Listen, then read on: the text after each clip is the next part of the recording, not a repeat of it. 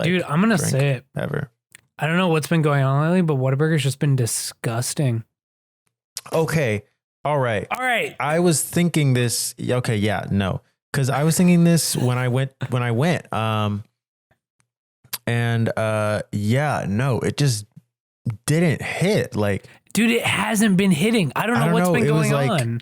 Like the bread for me wasn't as great. Also, the actual burger, like the meat itself, like the patty, it just wasn't. It wasn't the same. I don't know what happened. But that is not the Whataburger that I know. I'm worried because there are all those people that come to Texas and they're like, oh, I got to try Whataburger, like and they try it and they're like, this is not that great. Dude, I'm saying maybe that's what they're getting when they go. We need to hold it back. We need to hold it back up. You know what? No, I know what it is. You ready? Oh, what is it? All right. You know that housing crisis that's going on? Are you familiar? I am familiar. Okay. So, TLDR, obviously, like there's a really big housing crisis going on in California, and that's spilling over into the rest of the country as a lot of people in California try to move away, and especially in Texas because relatively low cost of living. Okay. So what if, in order to keep the Californians out, Whataburger's just been like, make the food shit. Make the food shit. They won't want to be here. I was wondering how you're going to tie it all in. But that was an interesting workaround. Very interesting. But maybe you're right. I'm telling you, man, that's what it is, bro. They're single-handedly trying to solve the housing crisis. And you know what? Interesting. Well, I'm going to need them to stop right now.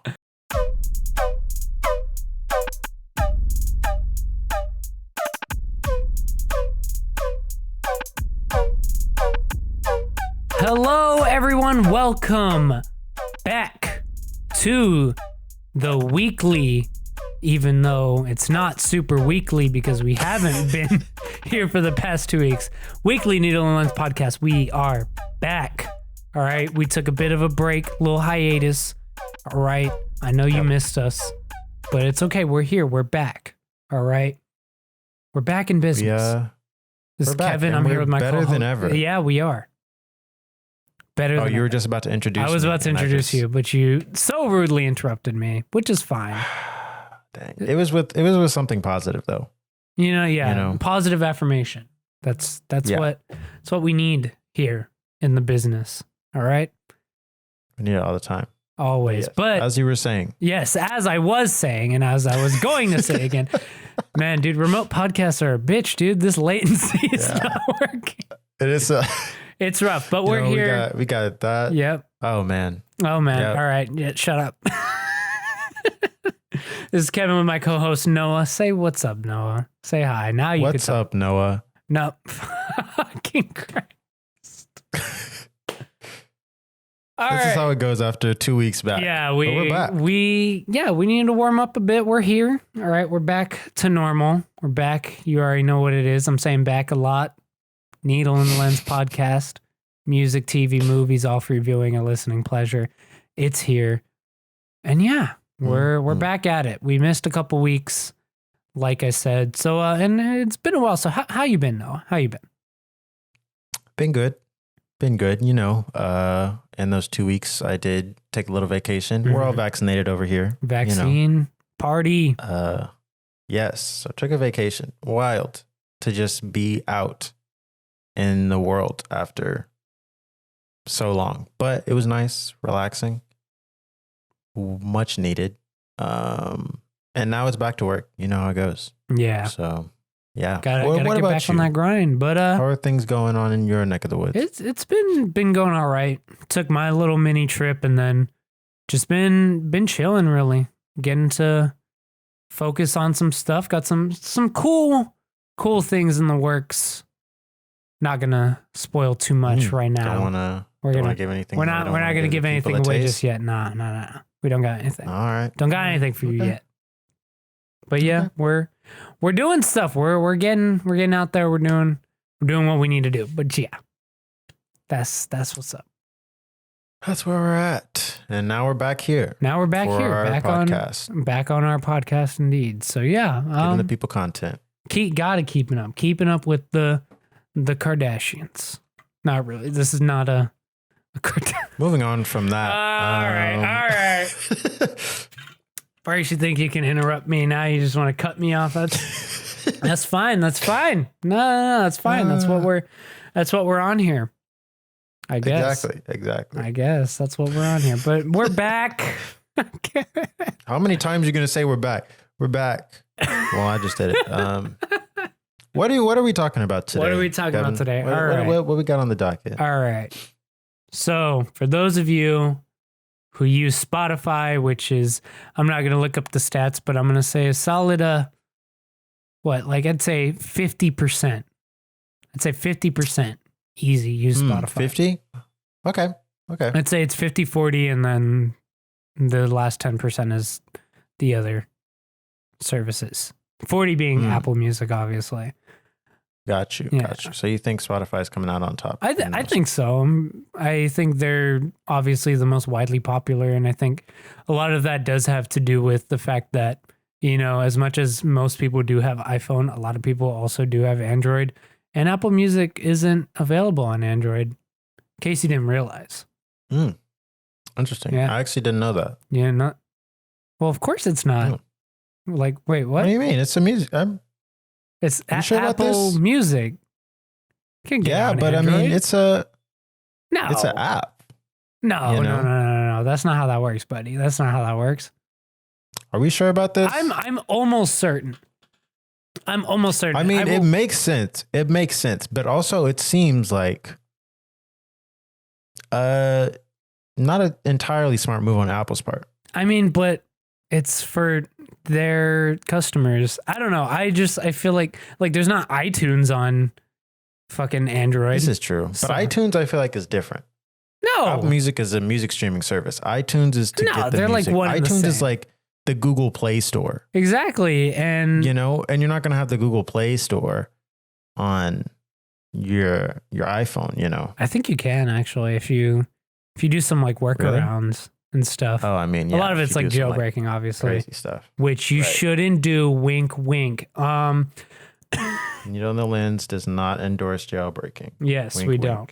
But Spotify dropped this new kind of feature called Only You, where it's this new section that they have on their app, where essentially it's like they're bringing the Spotify Wrapped, the year-end wrap. Yep. Kind of deal, but they want to make it more often or something like that. And which I'm fine with. I enjoy Spotify yeah, Wrapped. Spotify Wrapped is fun. Also, quick interruption for some fact checking. You can get Apple Music on Android. Wow, really? Yes. Yeah, you can. That makes no sense. I don't know why anyone on Android would get it though. It's just another music streaming, I feel like there's nothing on Apple Music that is necessarily like unique to the iPhone experience, I guess so, but like it's just I don't know. But I guess I was wrong. I mean, you really can't do anything with Android, so I guess that kind of makes sense with it. You can. I guess so. There's a lot more workarounds and stuff like that. But yes, they started this new feature or experience. Let's take a look at the CNET article. It's a Spotify launches wrapped like audio birth chart experience Only You. So essentially, you go through it and it's a new personalized hub called Only You, and apparently it's only going to last through June. So it has your astrological audio birth chart, tailored playlist, and other features meant to dive into how you listen to Spotify rather than what you listen to on there. You read that perfectly. Like if you were an advertiser, you're getting paid the big bucks. Give me the money. But I also put the emphasis on the word you instead of how, even though how was italicized. But let's keep reading this article. Piggybacking on the Only You rollout, Spotify is also launching a new personalized playlist feature called Blend, which will create a mix melding your music taste with that of a friend who also uses Spotify. Yeah, so I think those are some pretty cool features. I think personally, I'm a lot more excited about the blend one that just dropped, which really? I think is a beta right now, technically. Yeah, it is a beta. But I like that one because I personally kind of know how I listen to my music. So I don't necessarily need Spotify telling me, although it is fun. I think the rap thing is fun. So yeah, it is. I don't think it's necessarily something that has happened more often, but I digress. But I think increasing the social aspect of it with blend, I think is a lot of fun. I can definitely see that too. I think it would also be like, I don't know. It could definitely make like being in the car easier and figuring out just what to play. I guess so. Because that is, I don't know. That's immediately where my mind went. I was like, oh, cool. Like now you get in the car with someone, you just put on your blend playlist, and oh yeah, it's sure to be. That makes a lot of sense. Yeah, like everything that plays on there is probably gonna be cool for both of y'all. Yeah, exactly. So hey, definitely works out that way. Because I've had some moments recently where like I'm like picking somebody up or something. Like the other day, someone from work asked me for a ride back. I was like, dude, I don't know what the fuck I'm about to play in the car. Oh, you don't have your inoffensive, very neutral, popular playlist? Dude, I do. Dude, I don't listen to pop. I don't know what popular, like, I don't know. I then think what if the other person doesn't even listen to popular music? It's less about what's popular. I just think it's like the very inoffensive, very chill stuff. Like obviously nothing too off the wall or like out of the blue or whatever. Just the normal shit, I feel like, I don't know. I'm just like, fine, maybe I'll just play Frank Ocean on a loop and that'll be what it is. That works. That's part of it. I don't know. I think there's a lot of science to playlist creation, and I am very much an advocate for that. But hey, look, Spotify's trying to do my job for me. So that's a little rude, but hey, it is what it is. Hey, just want Spotify, just get Spotify to hire you, become a curator. Honestly, dude, I feel like I could do that. No, you can. I was just, I feel like, I don't even know how you would go about getting one of those jobs. Like, how do you, I don't know. Interview should to I become just a show curator? them my playlist? I'll be like, hey, look at all my playlists. No, that's probably honestly what they do. They're like, what is your music taste? Like, how are you qualified for this job? They want me to show. They want me to show them my Topster. I gotta show them. That's exactly what they want. That's exactly like, show me your Topster, and be like, okay, here you go. I actually, it's like your resume. That's your resume. That is the resume for right Spotify there, to get in a job at Spotify. I guess. Wow. So. But look at that. We went ahead and as a podcast, we took a look at our Only You. All right, so we've got the slideshow presentation here for us to take a look at. So first up is going to be my Only You section, and the next is going to be Noah's. So let's take a look. So there are 6 different kind of stories that you got with it, and obviously like based on this and the fact that they call them stories, it's very obviously meant to be shared on social media. And obviously you can tell by this vertical format, it is. So my unique artist pair was Giveon and Run the Jewels, which, I feel like that's not super unique. It's not too crazy. Yeah, it's nothing too crazy, but the way that it was phrased, it said only you would, and there's a lot of the word only you in it, right? Only you.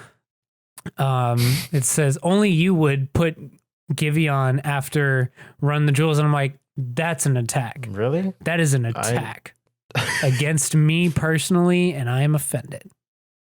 I feel like but the thing is, I feel like there are many people out there that would do that, I guess so, maybe. Like, I feel like the Giveon Run the Jewels, cross section of fans may not be a lot, but I feel like, there's a decent amount. Yeah. None of them I would say are super. I think that those are 2 popular enough artists that, the crossover's got to be there. There's no way that there's not any. It wouldn't make any sense that there wasn't. So, mine's not fairly unique. And to be fair and balanced, my Spotify, I made a new Spotify account. That's the big thing, because my old Spotify account was atrocious. So when I switched back from Apple Music to Spotify, I essentially started off with a clean slate. So a lot of this is last year and this year's music. So that's kind of the main stipulation was mine. Yeah, definitely needed to start over because I can attest it was in fact we're atrocious. We're not gonna get into that one. We'll spare everybody. Exactly. And spare you. Exactly. If we get 100 subs, I'll that's Twitch subs, by the way, not YouTube subs, which, guys, by the way, we are streaming this live on Twitch right now. Twitch.tv/FlipTV Live. You already know what's up.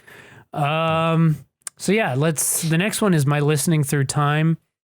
And it's essentially supposed to show you kind of different time periods that you listen to. Again, new account, so it's a little rough around the edges, but 2018 Denzel Curry, obviously the Taboo album.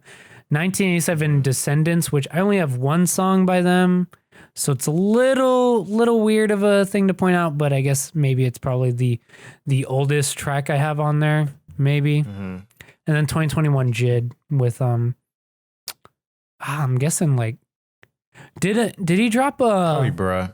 I was thinking bruh, but did he drop what's it called? What was the one with Conway? Not Ballads. Scatterbrain, the ballads. But did he drop that this year or was that last year? I can't remember. Well, it dropped last year off streaming. Yes, but on streaming it was this year. Streaming. Okay. So it might have been that too. Or like Clutter. But also I don't think with these they took the oldest song, because when I saw mine I was like, oh no, I definitely have listened to stuff that's older than as far back as they went. I don't have anything saved. Oh well, yeah, never mind. You don't like anything? Not really. No. Only if I download it, Oh, I guess. Because it automatically likes it. I don't use my liked songs. Oh, sorry. I'm apparently a demon for that. I did see a video that someone said, how do people not have playlists and just play their like songs? Joke's on you, fuckhead. I do both. So chaotic. Listen, man, sometimes I don't. So chaotic. Sometimes I don't know what I'm feeling. So I just go for anything. But when I'm feeling something, I will go specifically to the place that I'm feeling. That's how I work. All right. Okay. Let me do my. Can you let me do feel what like I for need to you, do? maybe it's easier to do the like songs now because you just made a new one. If I did like songs and like say I had been doing liked songs consistently, I would have shit in there from like middle school. See, but I've been working on clearing a lot of my stuff out too. Like as it comes on, rather than just skipping it, if I know I will always skip the song, I'll just take it off completely. That's powerful. That is I very know. powerful. I'm working on that. I'm working on that. But wow, I don't do that at all. If I'm in a playlist and I skip every time, I just keep skipping. Damn. But yeah, sometimes you just gotta clean out, spring clean. But yeah, that's my through time, I guess. Unique genre combination, which this one was like a bit of a weird one, but experimental R&B with Serpent with Feet here, and then NYC rap with Marlon Craft, who I listened to his album that dropped this year, but that's it. So I mean, it's a bit of a weird point out. I mean, they could have put someone like Joey on there, who I listened to a little more actively, or like, I mean, I guess you could count Flatbush, but I guess that's not necessarily like the New York style in a sense. Yeah. But I will say, I feel like some of the unique genre combination stuff, at least just looking at mine, I was like, interesting that y'all chose these combinations. I feel like there were like maybe some weirder combinations they could have gone with, but hey, whatever. I mean, that's what the Spotify algorithm wants to do. That's what they'll do. But yeah, I mean, it definitely could have been weirder for mine. I feel like there was definitely quite a bit of overlap on here, but hey, not mad about it. My unique moment, this one, again, attacking me, a little upsetting. Playing Heartbreak Anniversary by Giveon in the evening. Look, all right, Spotify. Dang. Look, You've been going through it. Sometimes, no, I don't even be going through it. Sometimes I feel like just putting myself through it, Interesting. Sometimes that's just what you want to do. And, hey. I mean, I get that. I get that 100%. Sometimes you just want to feel something, and That's what I was just doing. Put yourself in the fields. Yeah. You know. And to be fair, one of the things that I like to do is like, since Take Time is such a short album or EP, I guess. Sometimes like if I have a fairly short drive home, I'll just play it all the way through because I'm like, this is good. I like this EP. Let me just listen to it all the way through. But yeah, so I mean that's part of the reason why. And this does bring into kind of an interesting topic that we're going to talk about later. But I think there's two more. All right, birth audio chart. This is the one that Zodiac folks. All right, rise up. Sun sign, I think what they said was your most played artist. Right. So mine's Denzel. Easy. I think it's of this year. Of this year? Okay. Well, yes. I mean, I just made my account this year, so you know. Yeah, I guess that's true. Moon sign, I think it said most emotive artist, which yes. I don't know what that means. Very interesting. It's an interesting word choice, but especially looking at clipping. Yeah. I guess they're emotive in like a really aggressive sort of way. Yeah, I guess so. Maybe that's what kind of Spotify was going for with me there. And then rising sign, which was this year's discovery, Oscar Scheller. That makes sense for mine. Yeah. So you bought that vinyl, right? I did. Yeah. 1 of 100. I think right now on his store, he's got, I want to say 41 left. I'm not entirely sure, but I have been wanting to listen to that one just to see, because it would be cool to have a 1 of 100. Yeah. Yeah, I know. Would be nice. But yeah, no, it was a nice album. I went and bought it. But yeah. Yeah, let's cool. I think this is the last one right here. Yeah, my dream dinner party. So basically what it did is it presented you with 9 artists in groups of 3, and you picked one from each to have a dinner party, quote unquote. Right. Right. So when I did mine, I'm trying to remember what exactly my picks were, but it was like Freddie, someone, and I want to say Serpent with Feet. I don't remember who the other one was, but then it was Rico. You know what? Maybe I can pull mine up real quick just to get to that. Just to see. Yeah. But yeah, I mean, this was mine here. I kind of looks like a good dinner party to me. Yeah. When I picked Freddie because I was thinking a literal dinner party. I was like, I think it would be like a good ass time. Yeah. And that's how you were doing it, like who you wanted to. Yeah. And then I didn't realize we were gonna have more picks. So yeah. I just went ahead and I went for Rico after that because I low-key think that could be a good combination. And same thing with Jid. That would be an insane combination. That'd be so good. Yeah, I know. I'm being. You'd be laughing your ass off the whole night. See, but not even that. Just like now, I'm thinking musically now, right? Oh, you're thinking musically. Oh, I'm thinking Rico and Freddie. Oh yeah, that would just be fucking hilarious. And then Jid, obviously, like he's a fun soul to be around. But now thinking about it from a collab sense, interesting. You know, I think it would be an interesting pick. I mean, these are all people who have worked with Kenny Beats, so that's kind of where I'm going with mine. And obviously, like I could have done the easy way and just done like the Griselda type beat dudes. Right. And just done like Freddie, because Benny was one of my other ones afterwards. I just found mine. My first guest list is Boldy James, Serpent with Feet, and Freddie Gibbs. I went with Freddie. And then it says who's sitting next to Freddie, JPEG Mafia, Rico, or Deontay Hitchcock. And I was like, let's go with Rico there as far as like a musically sense. And then it's Brockhampton, Benny, and Jid for that one. I'm just like, yes, all of Brockhampton. That would be very chaotic. That would be a very, very big dinner table there. But yeah, no, I think from an actual dinner party sense, I think this works. But also I think as a collab, I think it would make a really interesting sound as well. That's going to be it for mine. Nice. So now let's stuff in there. Yeah, let's go with Noah's. I actually haven't seen most of his. I did take a sneak peek at his first one, unfortunately, but let's take a look. You know. All right, first one, you know, and I'm just going to say it. Yeah. Yeah. I mean, I feel like I've said this on the pod. I like Ariana, you know. The music is, maybe I haven't said this on the pod. Her music is fire. I'm sorry. Shame. No, I'm not gonna be like that. I'm not gonna be like that. The music is fire. I wish it wasn't.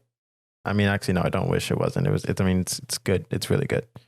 Actually, her last album, her most recent album was not. Oh, what was it? Positions? Yeah, no, it didn't was not that great for me. But I think Sweetener is really good. Thank You Next, also really good. And a lot of her other discography is also good. My Everything, she's got some good albums in there, All right, listen, I'll give you that. If you choose. If I was going to recommend one, I would say Sweetener. It's executive produced by Pharrell. Oh, yeah. It is very good. They make a very good pairing. Lots of experimental. I mean, not super experimental, but definitely like experimenting with some sounds that I feel like we don't always, get in necessarily. Right. Pretty mainstream pop. But yeah, Ariana and the Avalanches, who I kind of got into at the start of this year, I guess. Oh, no, that makes sense. Yeah, they had an album that came out I think it was late last year. But yeah, there are some pretty good songs on there. And I feel like this pairing isn't that. Yeah, I feel like that's wild. Not that out there. No, it's really not.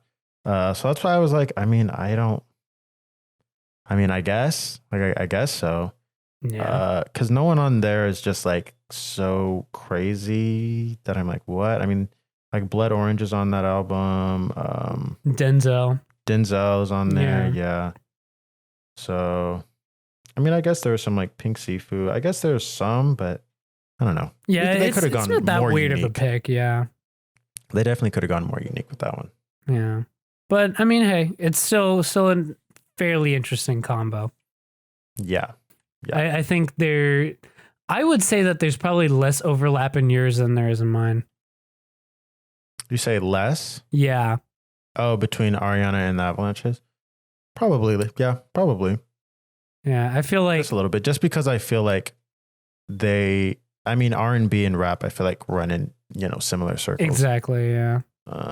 Yeah, so a little bit. Well, yeah, I guess. So I guess yours is a little more unique than mine, but... yeah, fight me. All right, but yeah, that's his most unique artist pair. His listening through time. Okay, yeah, no. Now I see what you mean by you definitely had some from earlier. Yeah. So, we got 2017 with Charli XCX. We got 2004 with Kanye, and then 2021 with Kenny the Mason. Best in the Game. Come on, chill out. Chill out there, buddy.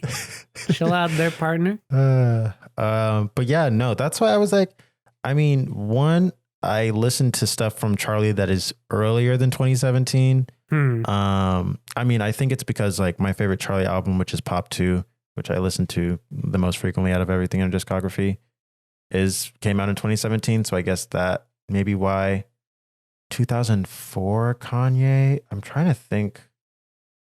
Yeah, I don't know how they picked this one. I feel like it's fairly random. There's obviously some sort of method to the madness, but I guess 2004 was College Dropout. I do listen to College Dropout a decent amount. And then Kenny just dropped, his new album, so I've been listening to that. So I guess there's stuff that's like even so much earlier than 2004, like I don't know, Outkast, like there's a lot. Oh, plus MF Doom stuff. Also at the beginning of the year when I thought I was gonna do that one classic rap album year that we fucked that up pretty hard. No, it wasn't. We actually we started quote unquote before we started the podcast, but one of the things that we were going to do was each week we were going to listen to a different classic hip hop album, and that just kind of fell apart. Did not happen. But we have the list. We have the list, so we can do it next year if you guys want. Next year. We'll see. We'll see about that. But that is a fair point though about having some that are earlier than that. It's again, we'll never know until we actually look at the coding of their shit. And I'm not doing that. Who knows how they do this shit? I'm not doing that unless I get a job. Spotify, wink, wink, nudge, nudge. Unique genre combination. Oh, okay, so here's an interesting thing. Oddly enough, I didn't have our podcast on mine. You know, I was surprised to have our podcast on mine because I listen to a lot of podcasts. Uh-huh. I listen to a decent amount of podcasts. I think that's why. I think it's just like, because I don't listen to any other podcasts. That's the thing. It's like I use my Spotify to listen to our podcast. As shitty as that is, I've listened to a couple, but like one-off episodes, not like actively listen to it. So maybe that's what it is. And they're just using ours as the representative for that, which, hey, promo, let's go. I mean, hey, yeah, I'll take it. I was surprised that it was that podcast that they chose out of all the podcasts. Hey, man, to, thankfully, like, you know what? I'm not mad at it. I'm a little upset I didn't get ours on mine, but you know, hey, it's whatever. It's funny. My girlfriend had our podcast on there. Really? Yeah. I was like, that's funny. We like out to see it. Come on, you got to step it up. We both got it. Look, and man, I'll listen to more podcasts, but then it's just gonna skew my results. I feel. We'll see though. I guess so. But yeah, Needle in the Lens, best pop culture podcast in the game. Buffalo Hip Hop, Conway the Machine, and UK Pop with Charlie XCX. Again, yep. I feel like this is just our audience. Like the people who would listen to our podcast, this is just they're like probably also listen to Charlie XCX and Conway. Yeah, I feel like that's just the overlap. And you know, I feel I feel like they could have gone so much more unique here. It really is. There's not enough niche stuff here because I feel like this is like basic hip hop Twitter music fan who's like hip hop Twitter dude who wants to be a little more like unique and special. So dabbles into, no offense, by the way. It's just like Fantano fans. Like, yeah, I mean, yeah, it's Fantano fans, honestly. Yeah. Which I mean, hey, nothing against Fantano. So yeah, exactly. But it's not very unique. So this is, and again, going into another article we're going to look at later, but it says that wants you to think that you're special, but you're probably not. But hey, you know, it is what it is. I don't even remember. They could have made me look more special than they did on here. Yeah, no, they could have. They really could have. I'll give you that much. They could have made me look more special. They could have. I feel like we both have a decent amount of, you know, wide-ranging interests and genres in music. Exactly. You know? Like they could have put some of my like metal shit on there, and they could have put System of a Down or some shit. Exactly. Like I'm wearing my Atreyu shirt right now. They could have put some of that old school Atreyu though. I'm not really fucking with their new shit that hard. They are coming out with an album this Friday though. No, they used to be one of my favorite fucking bands. Back in like early high school. Yeah, I mean like a lot of stuff with that. But I might go see them live just to see them. Ooh. Yeah. That'd be cool. That would be. But yeah, unique genre combination. Somewhat unique. Could have been somewhat, hardly, but somewhat. Your unique moment was playing "Leave the Door Open" in the evening. All right, you already know, homie. You already know. Loop that shit hard. I've been on it, dude. Man. Like I can't stop. I will say it. I slowed down a bit. Like I was really going crazy. Like those first 2 weeks where it came out, like it was just constant. Oh, and now it's been, and then I think I went a little too hard, kind of fell out of my rotation a bit. Okay, same here. And then lately I've just been like kind of going back to it a little bit more. I think it's just time for a new single, which is it really is.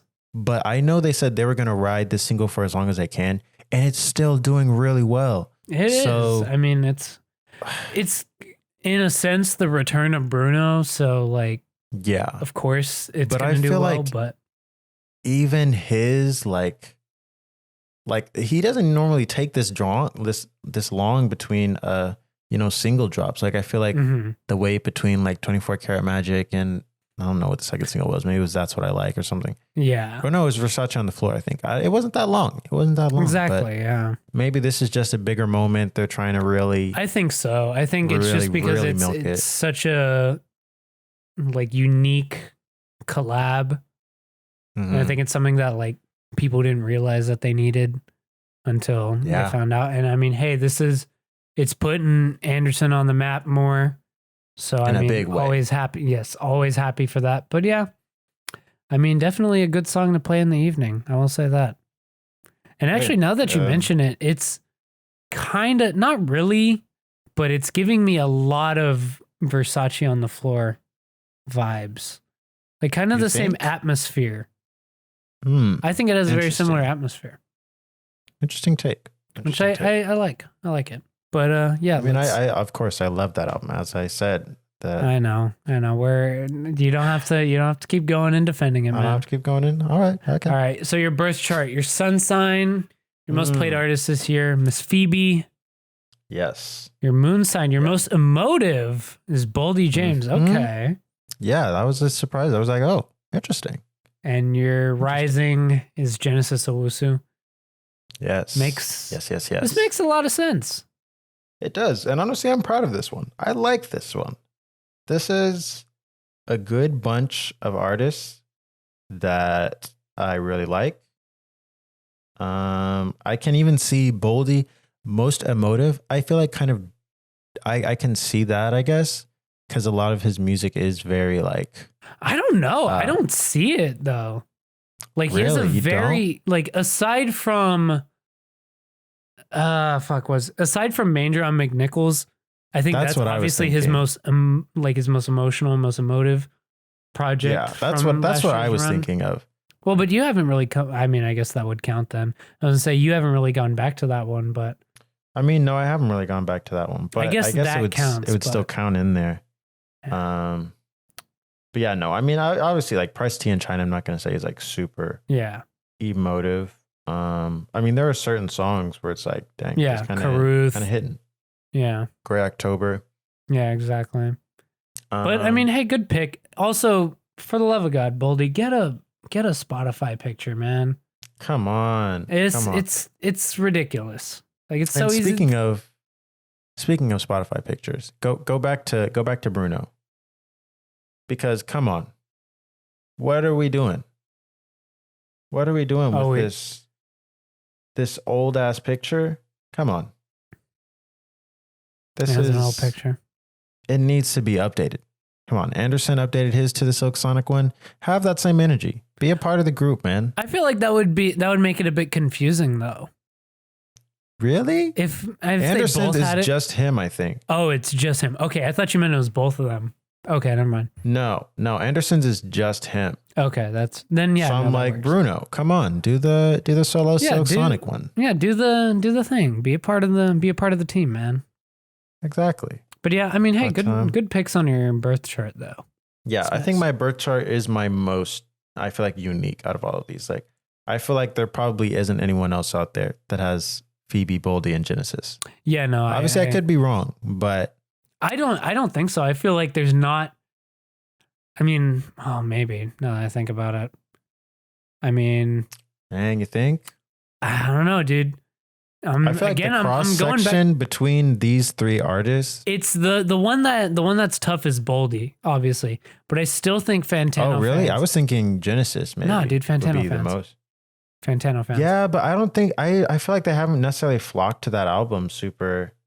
Like his monthly listeners are still super low. I guess so. Maybe that's what I'm thinking. I feel like Boldy is the tough one of that though. And Fantano also hasn't been like super crazy about Boldy and like. Yeah, exactly. So I don't know. That's why I'm saying Boldy is the tough one. Oh yeah. I think. Yeah, no. I would say this is pretty unique. If there's someone else out there, what was mine? No, I don't remember. Yours was Denzel clipping and Oscar. Denzel. Oh, there's no one. There's no one that has mine. Okay, yeah. They might have the first two. There's no way they have the third one. Yeah. No one has mine. Can guarantee it. If you fucking have mine, literally, Discord, hit me on Discord or whatever. Twitter, tweet it to me. There we go. That's the word. Tweet it to him and he will pay you $100. Fuck no, I'm not doing that. Get out of my face. Will say, if anyone out there has mine, tweet me and I will give you $100. Dead ass. That's how confident I am that you're no one that has mine. confident. All right. Yeah. All right.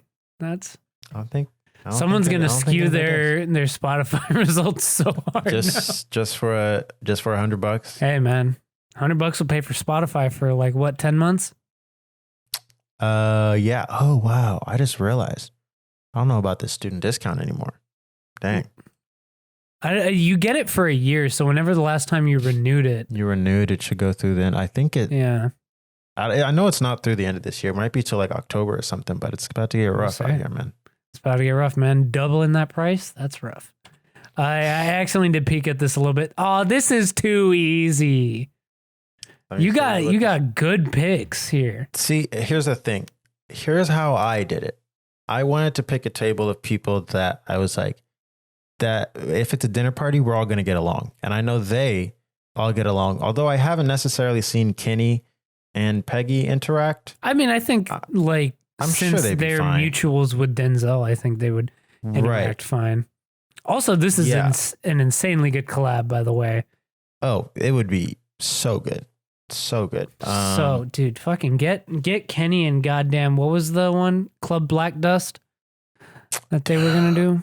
Is that still happening? Come on. I hate when people announce groups and then it never happens. They have said that they still have plans to make it happen. It's just tough with, Slow Tie being in the UK and COVID and all that shit.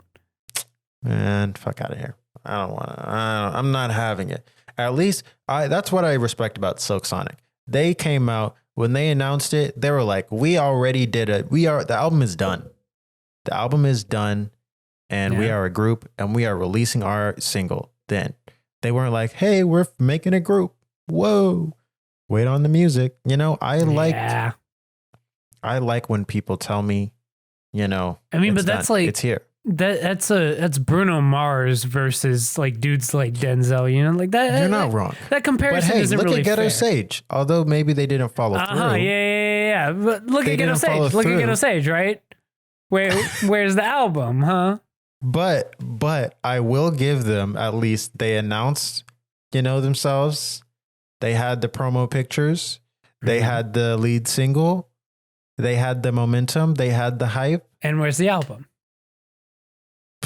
It's the same thing. How if I know? It's the same thing. But it's better. At least they gave us music. No, it is substantially better because we at least have a track from them. Yeah. Like, come on. But also, to be fair, I feel like if COVID never hit, Club Black Dust definitely could have got it done. Easy. Oh, yeah. I think I would say the same. Well, no, I feel like maybe Ghetto Sage would have happened too. I don't know. Maybe. I feel like that's their own thing. Like that's their own. You don't think? I feel like that's their own like issues like internally or whatever. Maybe. Maybe. I will say for my dinner party thing, so the thing I had the guests, so it was Kenny Mason, Serpent with Feet, and Brent Fayez. Dang, Spotify really wants to show out Serpent with Feet, I guess. No, they really do, which I was like, hey, that's fine. I mean, fuck with Serpent with Feet. Fucking with him. So yeah, then obviously I chose Kenny, which was hard because I was like, I definitely don't want it to be Brent. I feel like I wouldn't be able to talk to him. He just seems like, I don't know. I wouldn't like be a able standoffish kind of guy. Yeah. Just like from watching his interviews, I'm like, he seems kind of like, I don't know.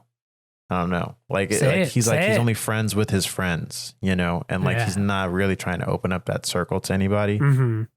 No, that makes sense. So yeah, and then sitting next to Kenny was Playboy Carti, Denzel, or Charlie XCX. Oh yeah, that's easy pick from there. Yeah, I was like, obviously, I'm not about to invite Playboy Carti to fucking anything. That's not happening. And Charlie would just probably not fit, Yeah, I feel like Charlie and Serpent with Feet could get decently. They could along. They could probably get along well. I was like, Kenny and Denzel already have. Too. Oh, that would be interesting. I don't know how that would turn out, but it'd probably good. Yeah. I was like, Denzel and Kenny, it's already there. And then the last one was Baby Keem, Freddie, and Peggy. Well, Freddie might have been a good pick too. Freddie, I was thinking could have been a good pick also. But I was just like, I don't know. I was thinking about Baby Keem too, but I was like, I feel like he just wouldn't fit. Yeah. So I was like, no, I gotta go. Peggy is the best pick. Don't get me wrong, but Freddie could have worked too. He could have. Nothing against Freddie, of course. But Freddie. I would pay pod. for this collab though. Oh, I would. It would be insane. Just get some like fucking Vengeance with like fucking metal wings. It could be fire. You're you're really high up on Metal Wings. Dude, fucking Metal Wings goes so fucking hard. What? It does. Dude. I'm not saying it doesn't. It's just, I love number one song in the gym. Not really. I love every Kenny song. So, Metal Wings is still up there. You're biased. That's the last one, right? Oh, hey, wow, look at that. Is it? Is there anything else? Oh, no, that's the last one. Yeah. It's pretty good. Yeah. No, honestly, I'm not mad about any of ours, but yeah, definitely. I would like to see kind of how they do the algorithm because some of it is a little confusing. Now, definitely. Let's see here. We can now. Should we take a break or should we just go straight into our blend? We might as well. We go straight into it. We're already all right. I'm trying not to look as much as possible at this while I'm setting it up. But here we go. Actually, let me go ahead and let me Discord. Oh well, you can pull up the shit too. I'll pull it up on my phone. All right, cool. And actually, your insight would help with that because on the phone it has the little profile pictures for whose contribution it is. Show you that on desktop? That's messed up. It doesn't show me that. Yeah, no. But let's. Okay, that doesn't do anything. All right, here we go. This is our playlist, our blend of Noah Cam 10 and Flip FM. If you guys want to follow us on there, how can I not zoom this in? Hello. Okay. Oh, I can. Hell yeah. All right. We gotta zoom this in hella close, so that way you guys can read this. All right. The first track, Same Size Shoe, Serpent with Feet. I'm pretty sure that's both of us, right? Yeah, because I know, that one's both of us. That's both of us. Easy. Really went crazy on that song like the first night. It is the first good. week it came out. It is so good. Yeah, it is very good. It's so good. It is funny. I always find it interesting whether they pick the single one or the one from the album. One. But so they went with the single one here. I do really like the single cover. It's nice. Mm-hmm. Chemicals, SG Lewis. That's mine. I'm guessing, right? You know what's wild? It has both of us on there. I have no recollection of listening to this album or song or even this artist. Oh wow. Okay, yeah, that's weird. Assuming I don't know when. Maybe it was Discover Weekly. I mean, I'm looking at the people featured on this album, and I'm like, okay. I mean, oh yeah, that does have both of us. What the fuck? And for some reason, you're there first. I don't know what the deal with that is. That is interesting. I feel like ours is gonna have a lot of overlap in comparison to a lot of other people's. Yeah, no, that one was interesting. I genuinely do not even know who SG Lewis is, but I mean, I'll go check out the album now. So. Yeah, I mean, it was a cool album. I do really like that. If I did have to pick one song from there, it's my favorite. It is this one. Oh, yeah, interesting. It is also his most played. So, oh well, there you go. See, I know how to pick them. Yeah, apparently you do. Apparently I do too. Apparently. I feel like you listened to it offhand one time and didn't even pay attention. And it was like, oh, you love this song. Oh, yeah, you love this song. You like that, don't you? I'm like, no, chill, calm down. Yo, calm the fuck down. Bro, you're terrible. What? All right, dummy Gene Dawson. Makes sense. We're both rocking with Gene. Also, why are you first on that one? Okay, that's what I'm trying to figure out. I don't know, because like it's weird. So on mobile, I'm gonna see if I can show you guys like if it'll focus on here. But yeah, so it has Noah first for some of them and then me first for others. I don't know what the deal is. But yeah, I'm first for that one for some reason. I don't know. I don't remember which one Dummy is, but maybe that's the one that's like goes really hard in my It does. my it does go. coming of age playlist. Maybe that's what it is. Dummy does go pretty hard. Maybe that's where you've been listening to it a lot, but I don't know, dude. I think so. Gene was my number 2 most played artist of last year. Damn. I feel like I should be at the front. I don't know, man. But hey, Who knows how guess you're Spotify just- picks theirs? Because I you're mean, just a I don't know. bigger I've been Gene doing a lot fan. of writing. I've been doing a lot of writing this year, so I mean, that is true. That is true. I mean, I've been going hard on Maybe. that coming age playlist. Maybe that's it. Alu Gobi, Weezer, Okay Human. That's me. You haven't even Oh, listened yeah. to that album. That's Montero, definitely you. Call Me By Your Name. That's both of us, obviously. Great song, great track. Lil Yes. Nas X kills it there. You're first on that one, which makes perfect sense.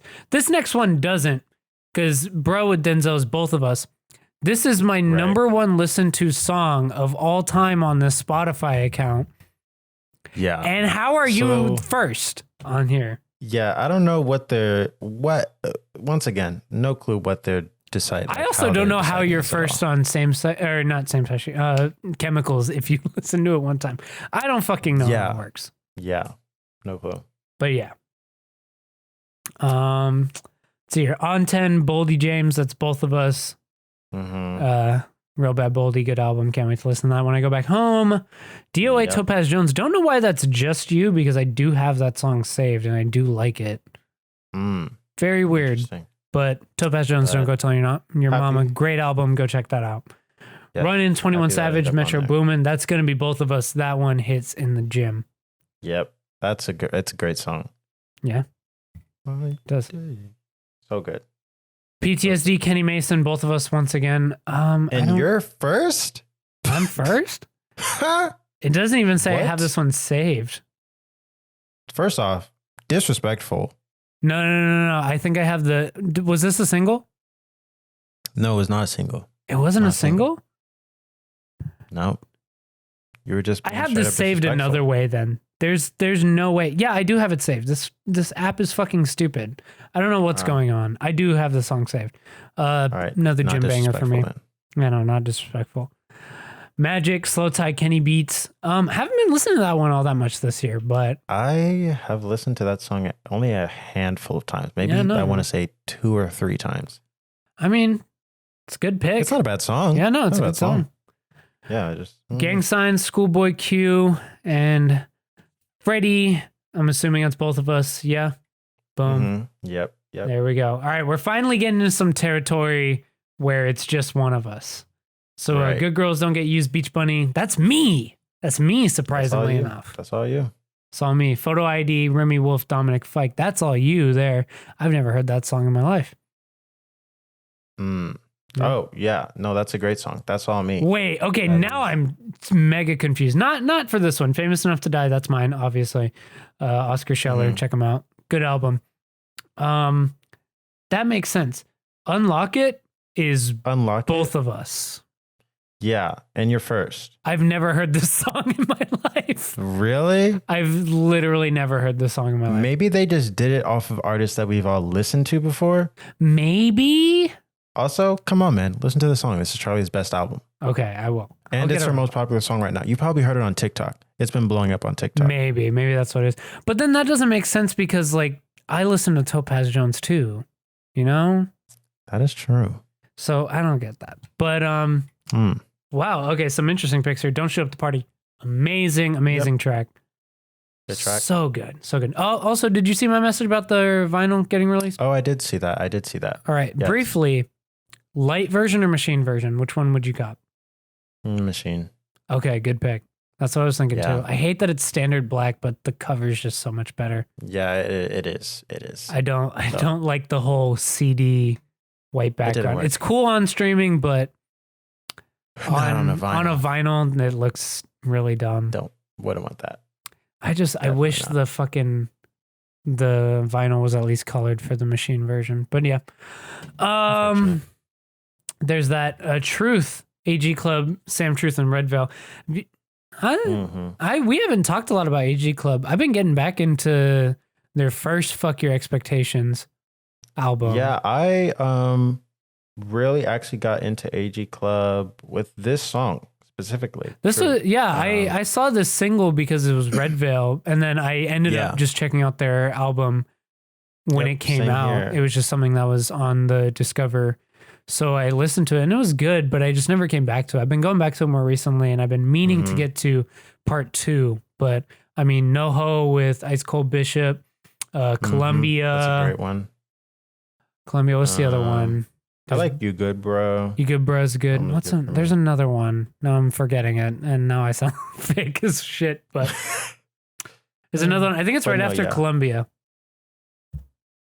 Right after Columbia, that's NoHo. Yeah, it's NoHo. Oh, it's NoHo then. Well, there's one more. Hot Pink, A Bitch Curious. That's a really good one. Okay, I guess it was just Columbia and NoHo, my 2 favorites. Truth is really good though. Truth is really good. Because I had heard of AG Club before, but I just hadn't gotten into them like that. You know? I'd listened to a few of their tracks, and then this track came out, Truth, and I was like, yo, Red Veil, gotta check this out. Yeah. Great track. It's good. Goes hard. Really goes really hard in the car. It does. So it's a whip banger, certified whip banger. Hustle Bones Death Grips, that's me, obviously. That's you. That's me. You never got into it. Can't get into the grips. I don't know, man. That's a good album. I haven't been too huge of a fan of their other albums. I do need to go back through the rest of them. But yeah, no, I'm not. I mean, this is the one for me, I guess. Maybe and I got to go back and try it again. Yeah, it's a good one. It's definitely worth it. Chica, Fairy Tales, BJ, the Chicago Kid. There we go. Yep. Again, and, don't know why that's just you on my end. Yeah. That's no clue. Should be me too. I listen to that song fairly often. I don't even know if I'd say I listen to it fairly. Well, no, I do listen to it a lot. I like that song. I guess it makes sense, I guess. But also, you've listened to that song too, so yeah, I don't get that. But again, we're entering some broken territory. It is beta, so I mean that's fair. They're working out the kinks, yeah. Kiss Me More featuring SZA, both of us, obviously. Very, very, very, very, very good song. Like it. Love it. Yes. Someone Like You, interlude, Ariana Grande. This I don't fucking get because we're both listed on there. I've never, ever listened to an Ariana Grande song. Really? I think the only Ariana Grande song I've ever listened to on this Spotify account is Save Your Tears that The Weeknd did. Oh, with The Weeknd. Yeah, that's not even her song though. So I don't fucking get why we're both listed on there, but all right, I guess. I mean, yeah, no, that's weird. I love this song though. That is the one song from the new album, which actually it was on the deluxe version. Oh, wow. So not even really like part of the actual album, but very good song. It's an interlude. It was like 1 minute long, but it's really good. Well, 1 minute. So yeah. 1 minute. I don't know how that ended up for both of us, but I don't get that either. But like you said, it's the beta. They're figuring it out. They're clearing out the kinks. Next up, Toxic, Pussy Riot, Dorian Electro. Didn't know you were fucking with this track. I love this song so much. I think I have heard this song, but honestly, it's not coming to mind right now. Oh, damn. And I know I probably just listened to it because Dorian was on there. Yeah. I love this song. It is so good. I'm gonna have to listen to it again to refresh my memory. Very glad this is on here. But I'm gonna have to go in. No, it's definitely a good pick. Hazy, Chloe and Halle, both of us, easy. You already know. Devil. Speaking of which, I need to get around to pre-ordering this. I was thinking the same thing. That's coming up soon. Yeah, I'm not capping too hard about getting access to it, which is why I've been like putting it off. But I need to get around to that eventually. For sure. Devilish, Gene Dawson, both of us again. You already know how we both feel about Gene Dawson. Fellowship, Serpent with Feet. Love this song. Great song for feature too. Another one that is both of us. Burden of Proof, Benny the Butcher. Both of us. Good pick. Although I will say I don't listen to that particular song a lot. See, I do too. I do because I don't know. Something about this song is just like, just the It really does it the for you. horns, just It's a good song. It's a good song. Dude, again, certified gym banger right there, bro. I can lift 200 pounds when that song is on. Not really. Whoa. I'm Heard it lying. here first. I'm lying. Next time you catch him in the gym, play Burden of Proof and test 300 pounds, bro. 100%. Yeah. No, that's not I'd happening. like to see it. Hot Bree Runway. Don't know how that's only you because I love that track too. Oh, really? I did not know you were a Bree Runway fan. Dude, I've been getting into her. I've been fucking with her shit, dude. Nice. Dude, No, Bree dude, is like, amazing. For me, it was XS remix. Then I started getting into more of her stuff. I think Lil Nokia remix with Rico Oh, yeah. is really dude, good. I haven't gotten around to going through that album completely, but I've been meaning to. And I did hear the Hot single. Very, very good. Nice. Love that song so much. Definitely. So great. I'm very upset that that's not a both of us pick, but you know, it is what it is. I mean, I guess like you said, you do listen to Bree now, so I guess it should have been both of us. Yeah. Well, I mean, even just specifically this song, like I've listened to this several times. Interesting. Yeah, very, very odd. That came out this year, right? Yeah. Let me go ahead and not fuck up. Where's my 2021 faves? Here we go. Just go ahead and all right, drop it in there. that deserves to be in there. I don't know why it wasn't to begin with. I guess it was something that I forgot about, but you know, I'm working on updating that playlist. That's a big thing. Run Low Village makes perfect sense for both of us. We've both been very, very adamant about that project. Yes. Definitely. Check it out. Very, very amazing. Would love that on vinyl at some point. Full Circle Detroit 2. That's both of us. Big Sean, Key Wayne, Diddy. Love this song. You love this song. I feel like that's more you then because I have not gone back to most of the songs in that project at all. I really, that is actually one album I feel like if I were to do my year-end list, I might try to make room for it. Like if I were to do it again, that's fair. I might try to make room for it. It's honestly, I think it's a really solid album. And I am going to get it on vinyl at some point. And I do love this song so much. Don't know what. Maybe I'll go back. Maybe I'll go back to it because I don't remember it. But I have it liked. So I did like it when I heard it the first time. That's how I know. I guess so. That's how I know. That's why I try to keep track because, you know, I'm listening to so many albums all the time. I try to, when I'm in the car listening to it, I'll go and I'll press like on a song to make sure that I know that I like this one. That makes sense then. Do you use that car view mode? No. I stopped. I turned that off. It's fucking atrocious. Since I use Waze as my Waze gang. Waze gang. All right, cool. We're on the same page then. All right. Oh, 100%. There's a lot of Waze slander on the timeline. All right. I don't like to hear it. I like Waze. All right. It integrates the music, real-time traffic updates. All right. This is a pro Waze podcast. Get with it. Get with it. But yeah, no, and especially it has the Spotify integration. Just press the plus button, boom, it hurts it. It's great. It's great. Also, we looking at this, I feel like we have. Oh my god, this is so long. I was gonna say, do you want to break and finish the next half later, or just push through? Let's bust through it. All right. All right. We've been spending a bit too much time on some of these. Ricky, Denzel Curry, both of us, obviously. Again, like I said, it's looking like this playlist, out of probably, I'll say out of anyone's playlist, ours has the most will have the most overlap. Yeah. I feel like that's pretty easy. I mean, our music taste is so similar. Exactly. There's very, very little places where we divert from one another, and like even then, like those eventually usually will become overlaps, unless they're just like completely some way out thing there. we're in disagreement on. Slow Tie Push, that is both of us, featuring Deb Never. Love that song quite a bit. Exactly, very good track. How Does It Feel? Deontay Hitchcock, Kenny Mason. Yeah, both of us, amazing track. Honestly, the only reason why I'm glad the better vinyl is the deluxe version. So yeah, the song, so good. That's it. Skigi, Jin, haven't came back to that one all too much, honestly, but very good track. Very good track. Very, yeah. Sure. I mean, that's all I have to say. I listened to it a lot during that month, but yeah, no, that makes sense. a whole lot after. Snort, Boldy James, Snort. Alchemist, Freddie Gibbs, both of us. You've been showing a lot more love to Price of Tea in China, so that makes sense. It was a late.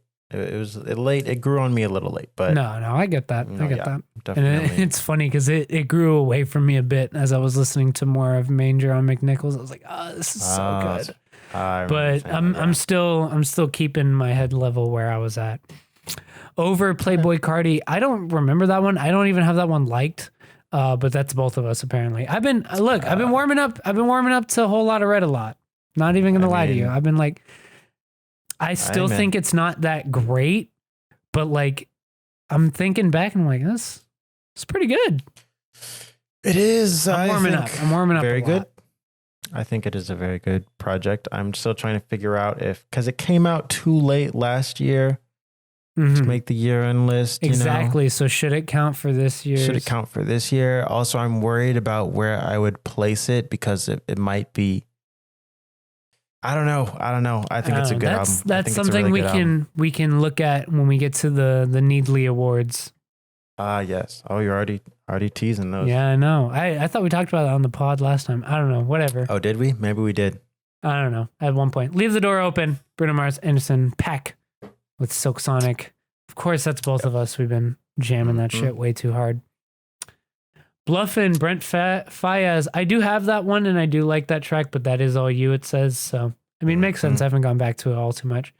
Love that song a lot. Vanish, Giveons, both of us. Sad boy shit right here. All right. Cooking with Grease. You're gunning for that track hard, but I am a big Cooking with Grease. I do like it, but I don't know. I like some of the other ones more. I love Exposure.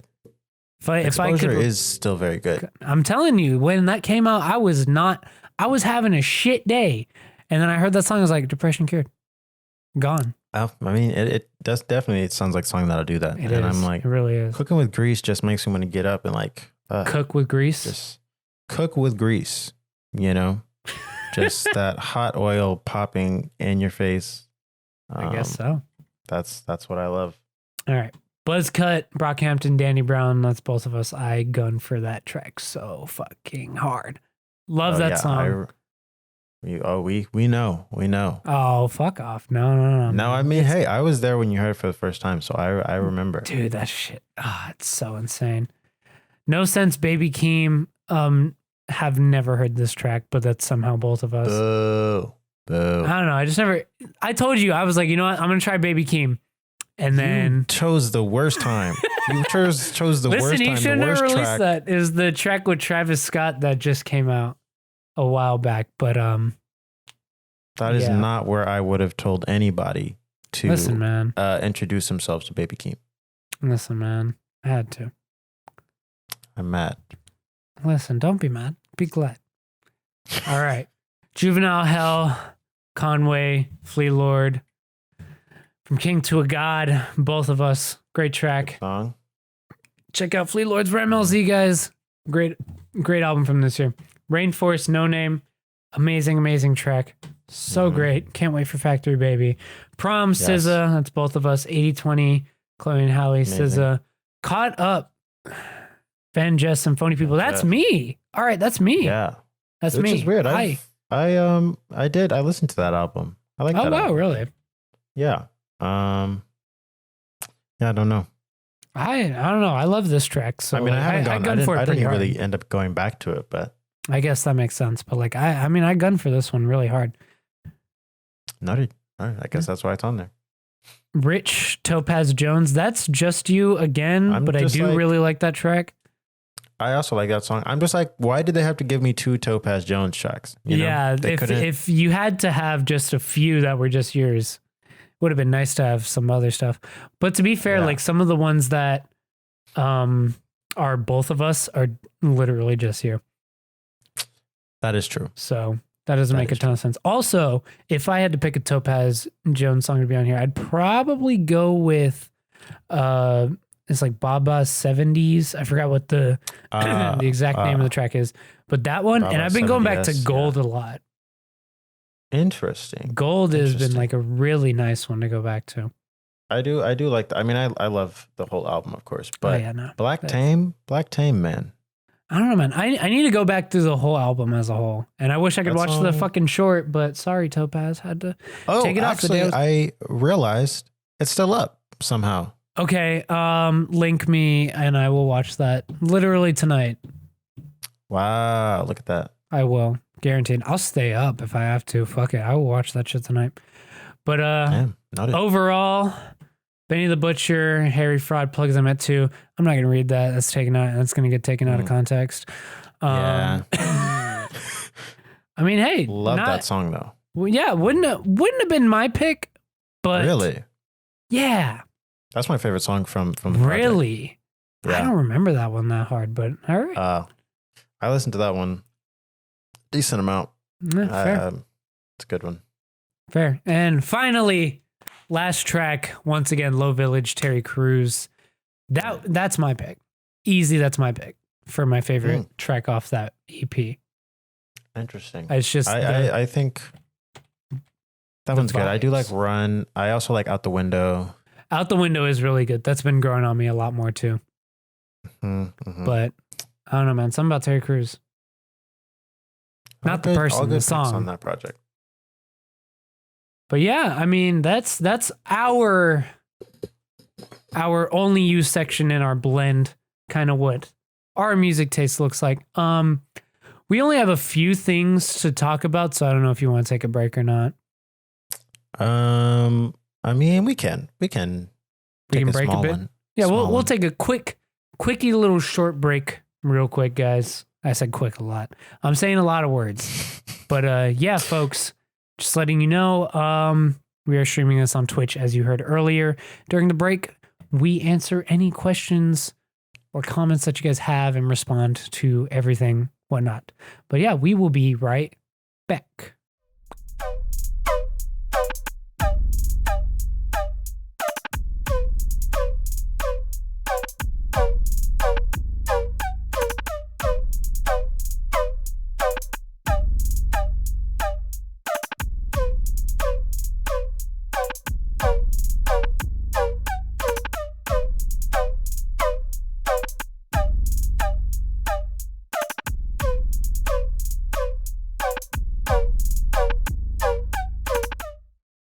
All right, and we are back from the break. Hope you all are doing good. We're here. We got few things left to go over in tonight's podcast. So just before the break, a little recap. We went through Spotify's new Only You feature, as well as the beta for the Blend playlist feature that we looked at our little combination playlist. But, you know, I will say one of the things that obviously this comes to mind is like, hey, they've got a lot of fucking data about us. And obviously when something is cheap as Spotify, I mean, like, hey, to have the entire music library, conceivably entire music library available to you for $10 a month. Some of us they're doing something else to make that money up. And obviously, keep in mind, guys, if something's free, you are the product. Plain and simple. That's how social media is able to be free. They're selling your information to advertisers, selling ad space. Plain and simple. All right. Obviously, 100%. Like don't be too cynical about it. It's natural. It happens. But I mean, it's just something good to be aware about to keep yourself safe. But there was this Gizmodo article, shout out to Florence Ion, the writer of this, but it says Spotify's Only You is a glaring reminder of its emotional surveillance.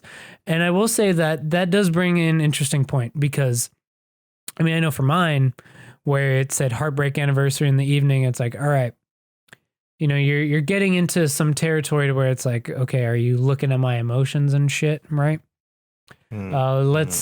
Let's see here. There was one section, but okay, here we go. So we'll start reading from here because this is kind of the explanation of the service that we already did for y'all. So Spotify has managed to carve a niche for itself as a social media friendly streaming service, which is true. Again, like we mentioned before, the fact that you can share the post as a story and it's like the perfect formatting. Obviously, they're going for that. Helped in part by how the algorithm can read a person's taste. It's been successful enough that the personalized summary served up to the user at the end of the year is now a meme we expect to see spread up around the holiday season. Thus, the Wrapped.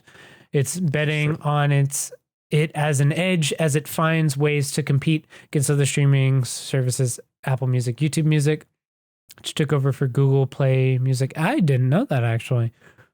New personalized feature are undoubtedly fun to use. They come at the cost of finely tuned data collection, something Spotify pegs as an intelligent algorithm based on listeners' moods, but feels more like emotional surveillance. Spotify presents the only new feature with the context that it gets who you are, helping to solidify it as the app you launch to play what you need to hear.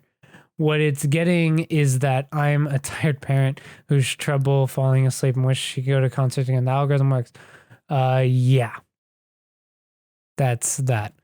Which honestly makes a ton of sense, obviously.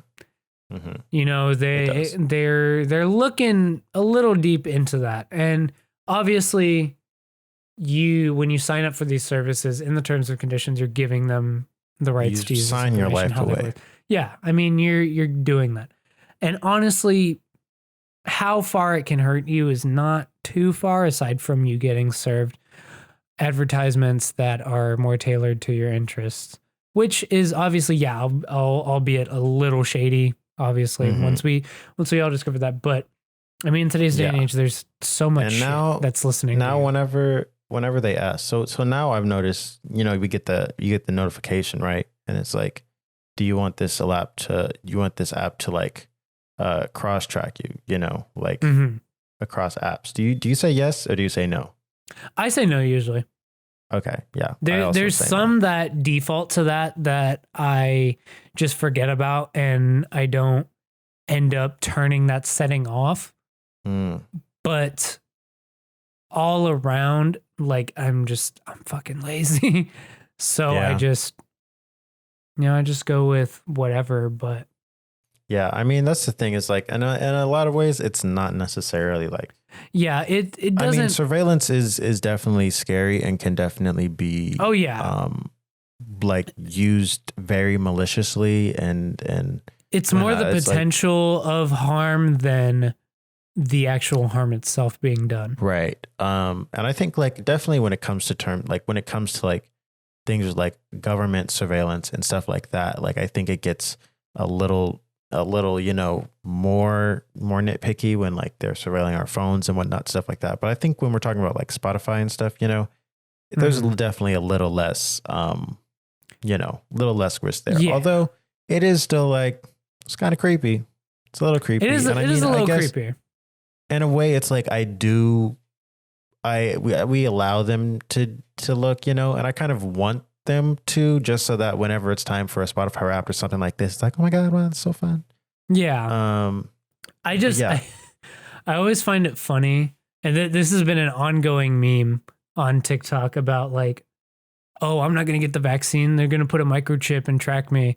And it's like, also these motherfuckers, it's iPhone, Google Home, fucking all of this shit, Twitter, like just all of these things that already have access to this information that you're willingly giving them for free. Right. You know, hey, buddy. I think, it's already being done. Exactly. You're not going to escape it. And it's, as much as I'd hate to be kind of that doomer attitude of like, well, I can't do anything about it. You can't. And I mean, hey, if it means my life is slightly more convenient, sure, I'll go with it. But you know, hey, it's just obviously the important thing is keeping these companies and these institutions in check. That's the big thing. Right. 100%. And like I was saying, I think when it comes to social media and stuff like that, like definitely be very aware of like surveillance and what kind of stuff you're putting out there. With Spotify, you know, if you want to listen to Giveon at 1 a.m., Hey, man. do it. Quit coming for me, bro. Quit coming for me. I mean, hey, they didn't have to call you out like that, for sure. They really that was a little rude. They pulled Giveon twice on me, which, like, again, to be fair, it's a new account. But yeah, I mean, to pull it twice on me, that's kind of rude. You were like, dang, they really called me out. I'm happy they went with like leave the door open, you know, and not like, I don't know, like some Phoebe shit or something. They're like, no, fucking. You sad motherfucker. You sad life. Yeah. You sad life fuck. I know. I was like, shit, where's this about to go? But then they did end up pulling Phoebe out from. They did pull Phoebe out. They're like, no, you fucking listen to her all the time. Don't. Yeah, you sad fuck. Yeah. Yeah. But yeah, that's about it on the Spotify shit. Spotify, they gave us a lot. They gave us a lot to work with today. Oh yeah, no, definitely. We pulled a lot out from that. Yeah. And since it's been 2 weeks, we have a couple of like quick bit topics to talk about, and then we should be good to wrap up in this episode today. After that. So yeah, let's go with the hip hop round. Wow, I can't fucking Hip Hop Mount Rushmore. Okay. Yes. We didn't prep this section, so we're going a little off the wall here. Let me pull up Twitter. I can take it over if you want, since I kind of been following that. Go ahead if you want to send me some shit on the branded Twitter account, so that way I can take a look at it and show it if needed. Yeah, for sure. So essentially, there was this discussion via Rap Caviar, which is Spotify's you know, I guess rap centric, I don't even know what to call it, division, I guess. Mm-hmm. You know, they make their playlists and whatnot. And they tweeted about this Hip Hop Mount Rushmore of the 2010s. I just sent it to you over DMs. Okay, cool. I actually just did you send it to? I sent it to the brand account. Okay, cool. So yeah, there's this hip hop. Let's go ahead and pull Mount this up Rushmore. We're getting pulled up. Drake, here. Kendrick, Blank, and Cole. Here is what they have. So this is what it looked like, and they're asking who gets the fourth spot. Who takes the fourth spot on this Mount Rushmore of the 2010s for rappers? And they started a little poll down there.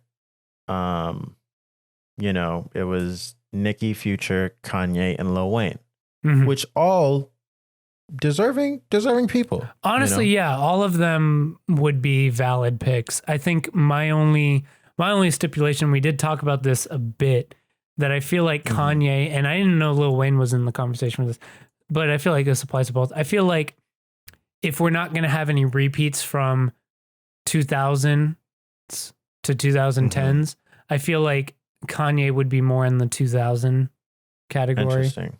Same thing with Lil Wayne. I feel like I would argue Kanye for 2010s, because I think, first off, he started off the 2010s with what many people believe to be his best album, My Beautiful Dark Twisted Fantasy. Mm-hmm. Came out, 2010, like literally the start of the year. So I think that definitely started things off. Then Watch the Throne right after that. Then you got, what else came out? Yeezus, Life of Pablo. Like, he was coming with some pretty heavy hitters in the 2010s. I guess that is fair. But I mean, he came with heavy hitters in the 2000s too, Yeah. I think it's just like what necessarily popped off more. I think he had a bigger presence in the 2010s. Also, like stuff like the Taylor Swift beef and like all that. Like, I think just really, he was definitely at the forefront. And even in the later half of the decade, unfortunately, for other things that weren't so, flattering for him. Yeah. But, no, yeah, I would go with Kanye on. I would choose Kanye. That's a fair pick. I just think for me, I don't know. I guess like a lot of it for me personally has to do with when they kind of started and rose to relevance for the most part. I can see that too. So that's what kind of technically disqualifies him for me. But I definitely do see your point, especially with like a lot of the biggest things of Kanye were in the 2010s. Right. So that is a valid pick. But I do think Nicki is also a very fair pick too. Yes. Nicki, I think, definitely deserves a spot up there. Yeah. After you remove Mr. Jermaine. And I think Future should. I think we take J. Cole off there. And look. I hate to bring the J. Cole slander back, right? But you know, I say we take J. Cole off there, put Future on or Young Thug. You know, now that I'm thinking about it, I do think if I'm trying to decide between Nicki, Future, and Kanye, say there's 2 spots, and I have to decide between all of them. I think. I don't know who else isn't going to get in, but I think Future, now I'm thinking about it, he does deserve a spot up there because of the way that trap kind of took over. Yeah, exactly. The decade. And I don't think anyone on the Mount Rushmore right now represents that sector definitely. of hip hop. I mean, that was kind of my thinking behind that. I think like at the very least, he needs to be recognized for that. And that's kind of my same thing with Young Thug too. Like I think so many people nowadays are kind of emulating Young Thug. Right. 100%. So I think that's definitely a fair comparison. I also do feel like while obviously this was technically more of a later half of the 2010s thing, but I think emo rap should be represented on here in some respects. Interesting. Like, are you thinking like Uzi or no, I'm not even like XXX or I would say I would hate like, to put him up there. I would disagree with that pick as well, but I feel like if you want to talk about like widely renowned emo rap artists, it would be him or Peep. But again, I would still disagree with both those picks. Also, like I feel like maybe emo rap doesn't need to be represented because it's still like more of a niche, kind of offshoot. Yeah. But I think it would be Juice could be on there too, but I don't know. I think it's just, too late. Yeah. Like none came of them in too necessarily late. had the impact of exactly. And anyone else we're talking about on here. Yeah, that's kind of my main reason to avoid including emo rap on here is because that kind of came a little too late into the 2010s to encompass the 2010s. But I think Kendrick is a fair pick. I don't think J. Cole really needs to be on there, though. No, I don't really foresee a reason why. I just don't think he had, and I was arguing with some of my friends about this the other day, actually, for Cole in place of Kanye, and they were arguing Cole over Kanye, which I was just like, what? I don't have to disagree with. I disagree with that wholeheartedly. Like, I don't see a case for that at all, honestly. There's just no reason. And like the only reason why he keeps getting brought into these conversations because he's in that, the big 3, right? Right. But like what has he really done to deserve that placement? And we talk about this all the time, and it's gonna start to be a J. Cole slander podcast. But I mean, realistically speaking,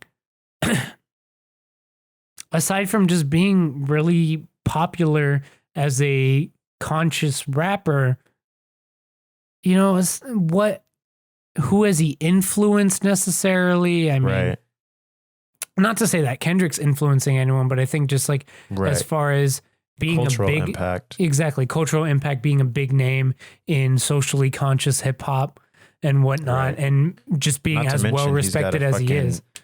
A Pulitzer Prize. Exactly. He's like respected in academic communities too. Like, exactly. fuck. So like, that's why. And Drake is obviously one of the biggest artists in the whole world. No one's arguing that. No one's arguing that. So, but I mean, I think Future deserves a spot there. I think Nicki, I would agree. Yeah, I honestly hadn't thought about Nicki at first, but I mean, she's crazy influential, I would say. No, I mean, she paved the way. She did. Like, I don't think we would have.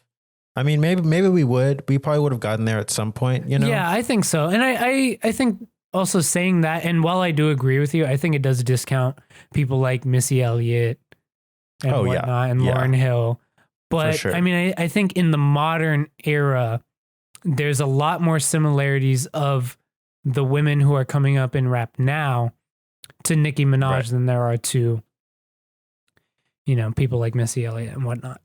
Yeah. I definitely get that. And I think, like, obviously they put in their work too, you know. Obviously. I mean, yeah, they're insanely important, and not to discount their, you know, their contributions to the culture and to, you know, women in rap in general. But I think Nicki Minaj was probably the biggest ever, I would say.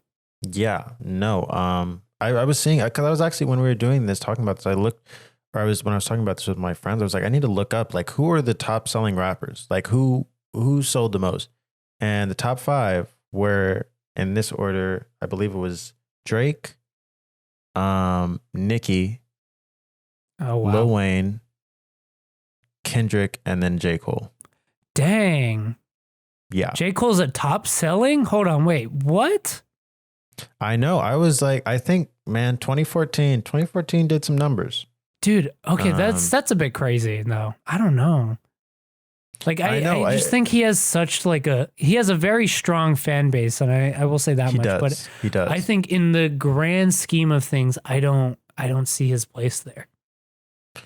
I also don't, and it's not that I think J. Cole makes bad music or anything, and I know he's got the numbers. I just don't know if his impact, when we step away and look at hip hop as a whole, what has, and he's got Dreamville, you know, and that's what I was gonna say. The biggest thing that he has is Dreamville as a label head, as a curator.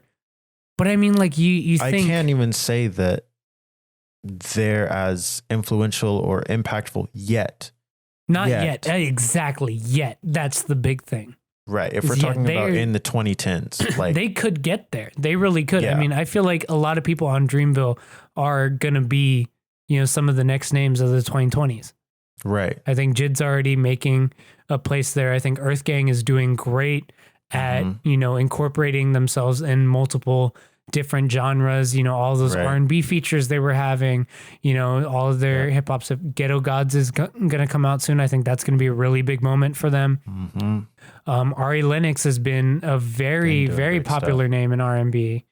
Right. You know, fill in the void where a lot of people have felt that SZA left since Control came out. Not to compare them, you know, don't put two queens against one another, obviously, but both doing great stuff. Exactly.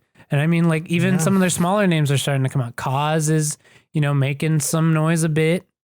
You know, Omen and Loot too, after Revenge of the Dreamers 3. I think that these are all people that have the potential to do big things in the 2020s. But I mean, like, just if you want to put Cole on there for the sake of being that label head or that curator, I mean, you could easily swap Kanye in for that. Exactly. You know, and, you know, Kanye is, you know, he has the legendary discography. And now I'm defending him. I wasn't even thinking about that before, but now I'm defending it, because now that I think about it, he has a legendary discography and insanely great producer. You know, he's got, as much as they're not maybe huge names, but I mean, like, good music. You think Pusha T, Tiana Taylor, you know, even Designer for a little minute there. Yeah, that was he was gonna be big. I just think they fumbled the bag there. Yeah, like, and I think isn't Travis Scott technically good music, or isn't, like, Cactus Jack was like a subsidiary? Oh, really? Of Good Music? That might be true, honestly. I mean, I know that, you know, Kanye, it was kind of helping Travis come up. Yeah, well, there you go. And also, why is Travis Scott not in this conversation either? I think Travis Scott and Young Thug could be interchangeable, but I think, and I just think this solely because of Lil Baby and Gunna, I think Young Thug is probably the slightly more influential out of them. Interesting. Out of the two. Yeah. Well, you said Lil Baby? Yeah. Interesting. I don't know. Maybe. I might I say don't know, Gunna, honestly. I think like, Lil Baby has more numbers, but I don't know. No. I'm saying that Young Thug influenced Lil Baby and Gunna. I feel like Young Thug is more influential than Travis, is what I'm saying. Oh, 100%. Yeah. Yeah, there you go. Yeah. Okay, cool. Same page. 100%. But yeah, no, definitely a lot of people you could put up there. I would love to see one for like underground hip hop. That would be cool. Yeah, that's what I was thinking too. I would say like the big names of the underground would be an interesting one. I mean, yeah, like I would probably be quotations, right. But I would be biased, obviously, but I mean, I'd say Denzel, Jid, Freddie. I would have said Joey, but you know. Mm-hmm. Yeah, I think I will. Interesting. I might discount Jid and not put them on You there. would put them on the Mount Rushmore? I feel like I might say no to Jid because I feel like that doesn't work. I feel like there's not enough West Coast love there, but what big names are in the West Coast underground? I think it. I think we got. Man, no, I'm really drawing a blank of anybody out there. I feel like the names that I did list otherwise are deserving names. I think Jid is the only one that I'm a little iffy about. Man, is there really nobody on the West Coast? That's what I'm trying to think of now, right? I feel like because the underground has mostly been insanely East driven. Right. With New York, Florida, and Atlanta, obviously. Mm-hmm. You know how Kenny Mason going to be on there 2020. I don't know. I wouldn't count on it.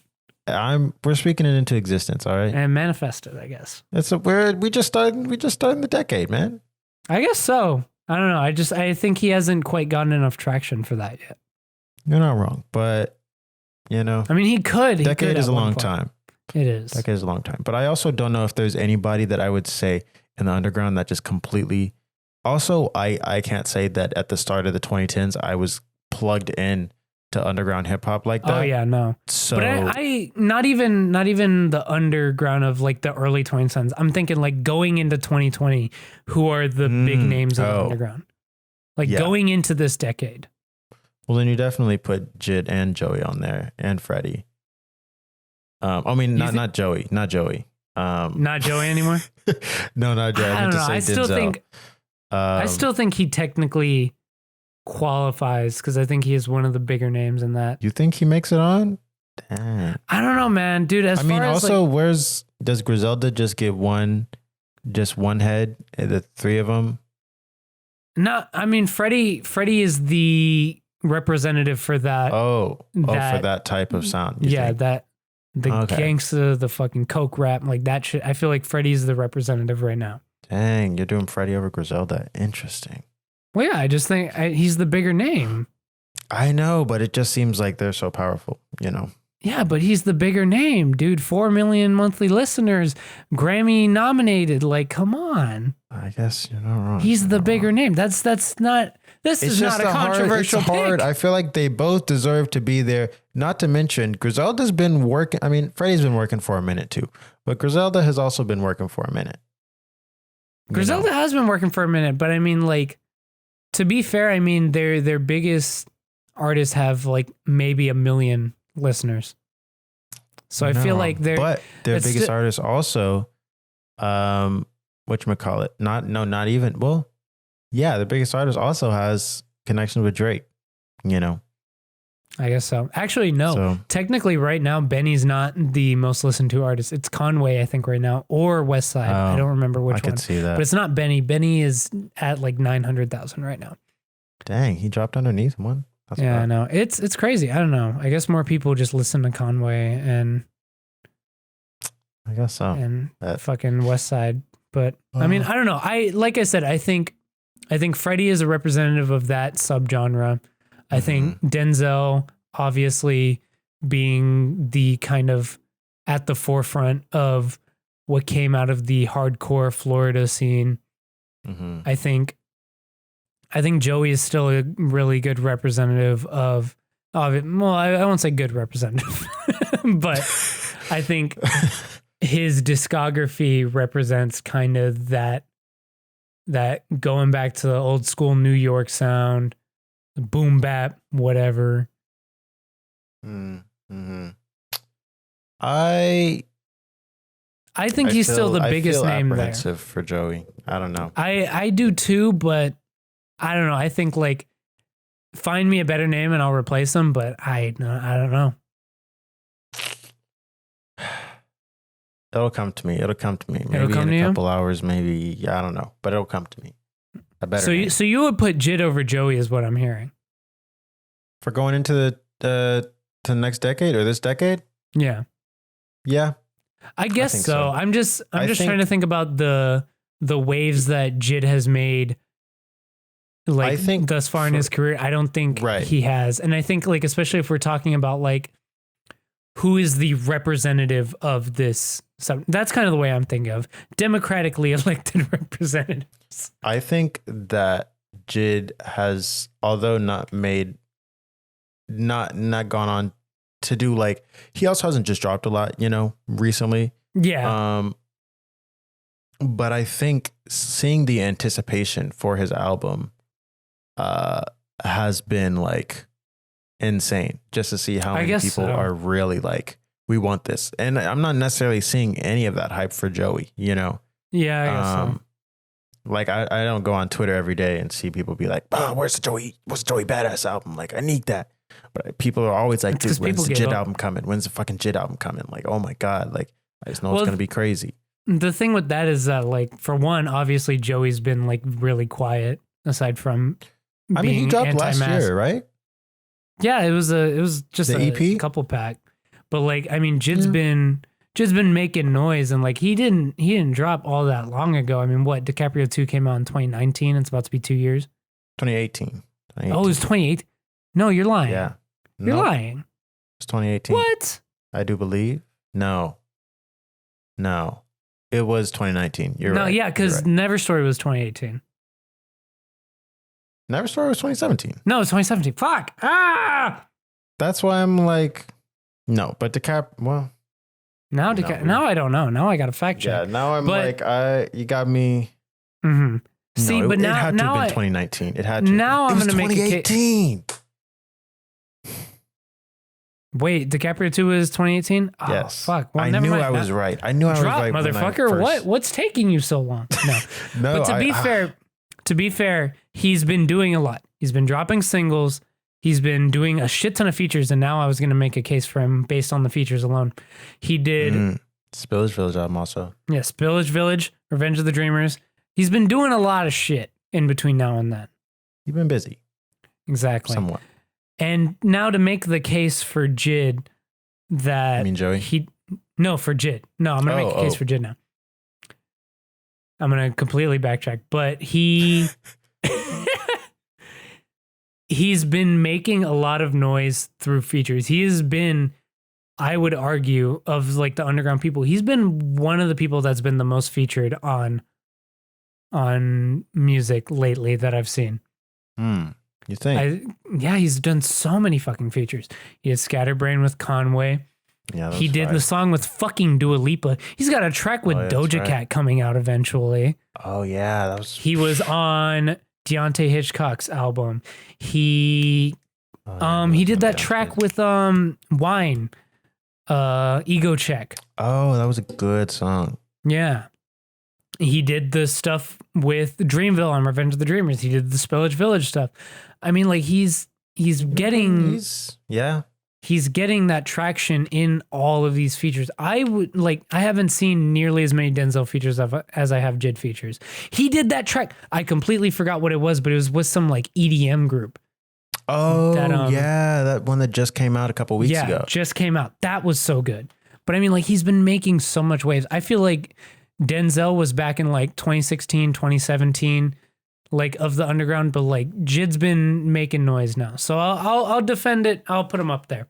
But I'm still gonna say Joey. Oh, fuck me, dude. West Coast, Vince Staples. Yo, that was disrespectful of me. That was disrespectful, but to be fair, he has not been making enough noise. He has not been making any noise recently. I will swap. You know what? No, I'm not. I'm not going to put Vince Staples on. I would still keep Joey. Yeah, I don't think Vince makes the Mount Rushmore. He makes the Mount Rushmore in my heart. In the heart, yeah. I would. In my heart, I really would put Vince over there. Vince Staples is on there, but exactly. Honestly, I was looking. Vince is really high on my like top artists of all time. I was like, whoa, really, dude. Yeah, I haven't been going back to his music a lot on this account, so like it's been. He's not that high up, honestly. He was like, I want to say like top 5. Damn, that's crazy. Yeah, I mean, like I would probably put him still in my top 5 right now, personally. Yeah, I would. So. Okay, that's some good good picks there. That's 5. Yeah, since we bumped Joey down, I would put him there. Okay, fine. But yeah, right. but yeah, that's the underground going into 2020, I guess, or going into the 2020s. Mm-hmm. Would love to see them make some noise. Honestly, I feel like the other topics we don't really need to hit on. We can briefly talk about J. Cole album dropped, obviously, the the week of our last podcast episode dropping. Yep. Really unfortunate timing. Yeah, very, very unfortunate timing. But I mean, it was. I think we talked solid. About like when we were talking about our expectations. I think one thing we said were like the different producers. We wanted to hear that. We wanted to hear like. Features. Some features. We did say we wanted features. Which we did get. We got that. We got, we got features, and we also got a decent amount of different producers on the album too. Exactly. So good on J. I mean, Cole. hey, that's 2 off the wish list. Right. Where did you feel about this album? Because I don't think we haven't actually really talked about this too much. We haven't. We also yeah, so as much as I didn't love it, I enjoyed it fairly decently. Mm-hmm. I think there was enough good stuff on it to make me enjoy it more than some of his other projects, but I think still there's a bit of the J. Coleism weak spots. Mm-hmm. Mm-hmm. You know, like there was definitely some weaker tracks. Let me see if I can pull it up right here so that way I can. Oh man, it was literally just right there. What the fuck? No, not The Offspring. The Off Season. There we go. The Offspring. It's the band. I would say definitely my favorite tracks. I'd say, or My Life, and as much as I don't like that he low-key dissed No Name on this track, Applying Pressure is a really good track. Applying Pressure. It was it was a good song, honestly, until he had to go and he did that No Name diss, and we're not rocking with that. We're not. We're really just not. Exactly. Never have been. It's like, give it up, bro. You already did this shit. You already did it. Yeah. Let Go of My Hand was okay too. That was actually pretty good. I'm not even gonna lie. That was a good track. Yeah, I'm trying to think. There was one song. Maybe it was Pride is the Devil with Lil Baby was okay, but it was nice to hear a actually fairly decent Lil Baby feature. Right. I just I love that there were features. Lil Baby's kind of been eating these features. I'm not. He's been. No. He's been. Don't get me wrong. All right, look. I know that came out wrong, but that definitely came out wrong. But no, that was he's been doing good. I mean, shit. What was the one he did last summer? The Drake? The Bigger Picture? Oh, The Bigger Picture, yeah. Yeah, that was a really good track. That wasn't a feature, obviously, but right. I mean, yeah, the one on that little Drake 3-pack, that was good. Yeah, and this one, I think I just think Lil Baby personally is punching underneath his weight. Like, he's doing these big features with Drake, this, and then he's like, oh, I'm going to go do like a collab take with Lil Durk. It's just like, really? Which is actually coming out this week, but like. Oh, shit. I think Lil Baby's got a lot of potential, and he's shown that lately. Yeah. I think in the past like year and a half or so, he's shown to have a lot of fucking potential. For sure. But no, yeah, I'm kind of with you, man. It's definitely I will say, yeah, project was good enough for me to enjoy it on some level. I do think like it wasn't a bad listen. It wasn't a bad Yeah. listen at all. Whereas in the past, like I can say I remember my first listen of KOD just being like, this is bad. Like this is just fucking bad. Yeah, looking back, honestly, like I was off some J. Cole copium when that album came out, right? You were rocking with it? I was rocking with it really hard. Like I Dude. was back then. I was a Cole fan, you know, and obviously, Oh like yeah. you know, shit's changed since then because you know you recognize shit. But Right. but yeah, no, I mean, like I was off some copium then, but looking back, it's not. No, Not it. yeah. There's man. there is some redeeming shit on there though. Like I will say, there's some good stuff. Like window pane is really good. Hmm. ATM was fun ish, That's but fun. like It's alright. the biggest thing, and I think the biggest improvement this has over albums like KOD is the production is just a lot more interesting.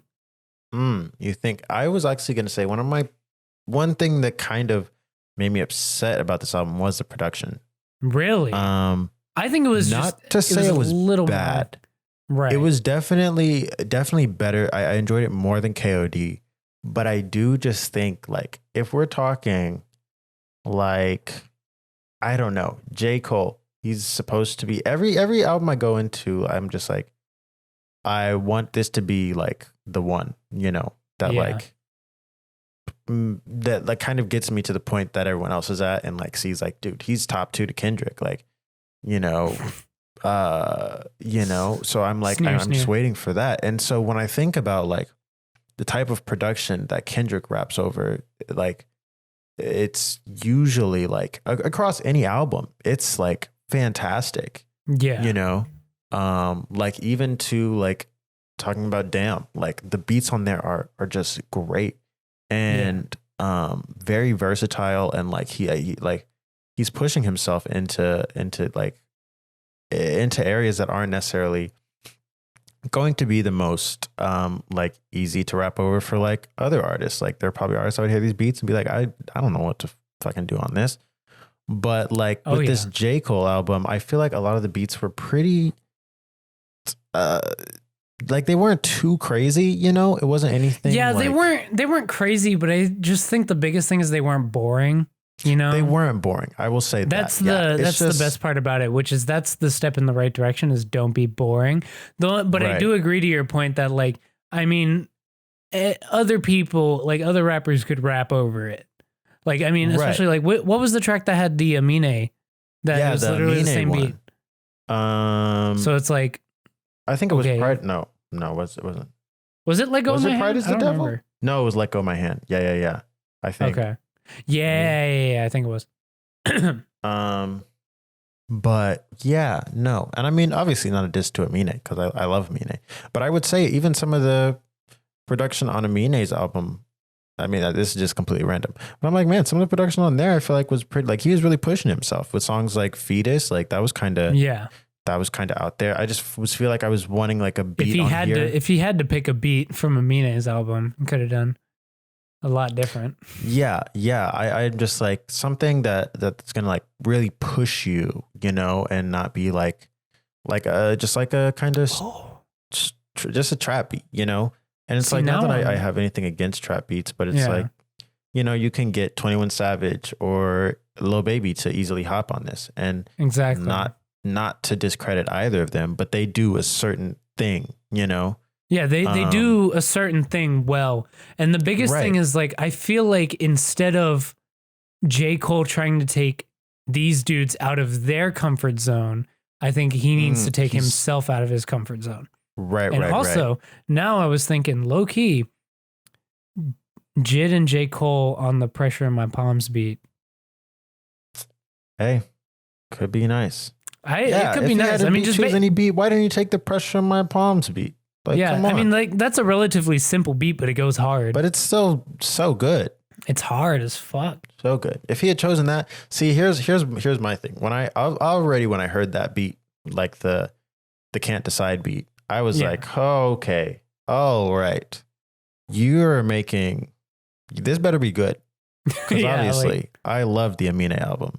Someone did a mashup and it was actually pretty good. I need to find that, but interesting. I was like, okay, you really better come on here.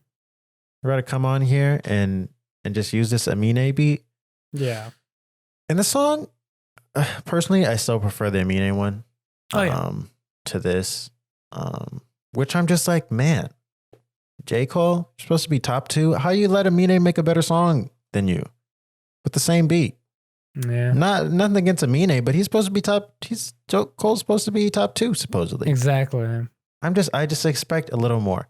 That being said, I think I'm going to just try to, I feel like going like with these next couple projects that he's got lined up, I'm just going to try to enjoy them for what they are and try not to let the whole J. Cole's top 2.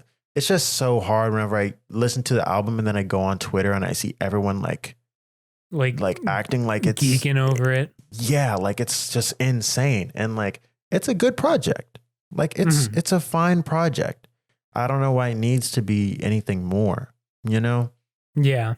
And like, obviously there are glimmers of great on this album, which I've always gotten from Cole. Like I've always gotten glimmers here and there where I'm like, oh, I see it.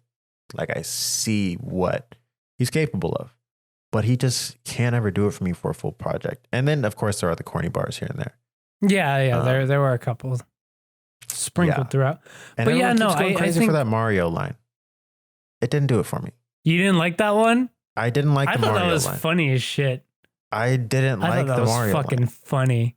I thought it was stupid, which is why I was like, that's fucking hilarious. That's fucking hilarious. And look, to your point about he's supposed to be top 2. I was like, this is the number 2 rapper in the world. Put an M right on your head, you're Luigi, brother now. Woo! That shit was funny. That shit was fucking hilarious. I just think for me, this album definitely shows how far the gap is between him and Kendrick. Yeah. You know, which doesn't have to be a bad thing. People will take it as a bad thing because he's supposed to be top 2. But for me, this album just shows J. Cole, talented rapper. He's not second to Kendrick. I think J. Cole is talented enough.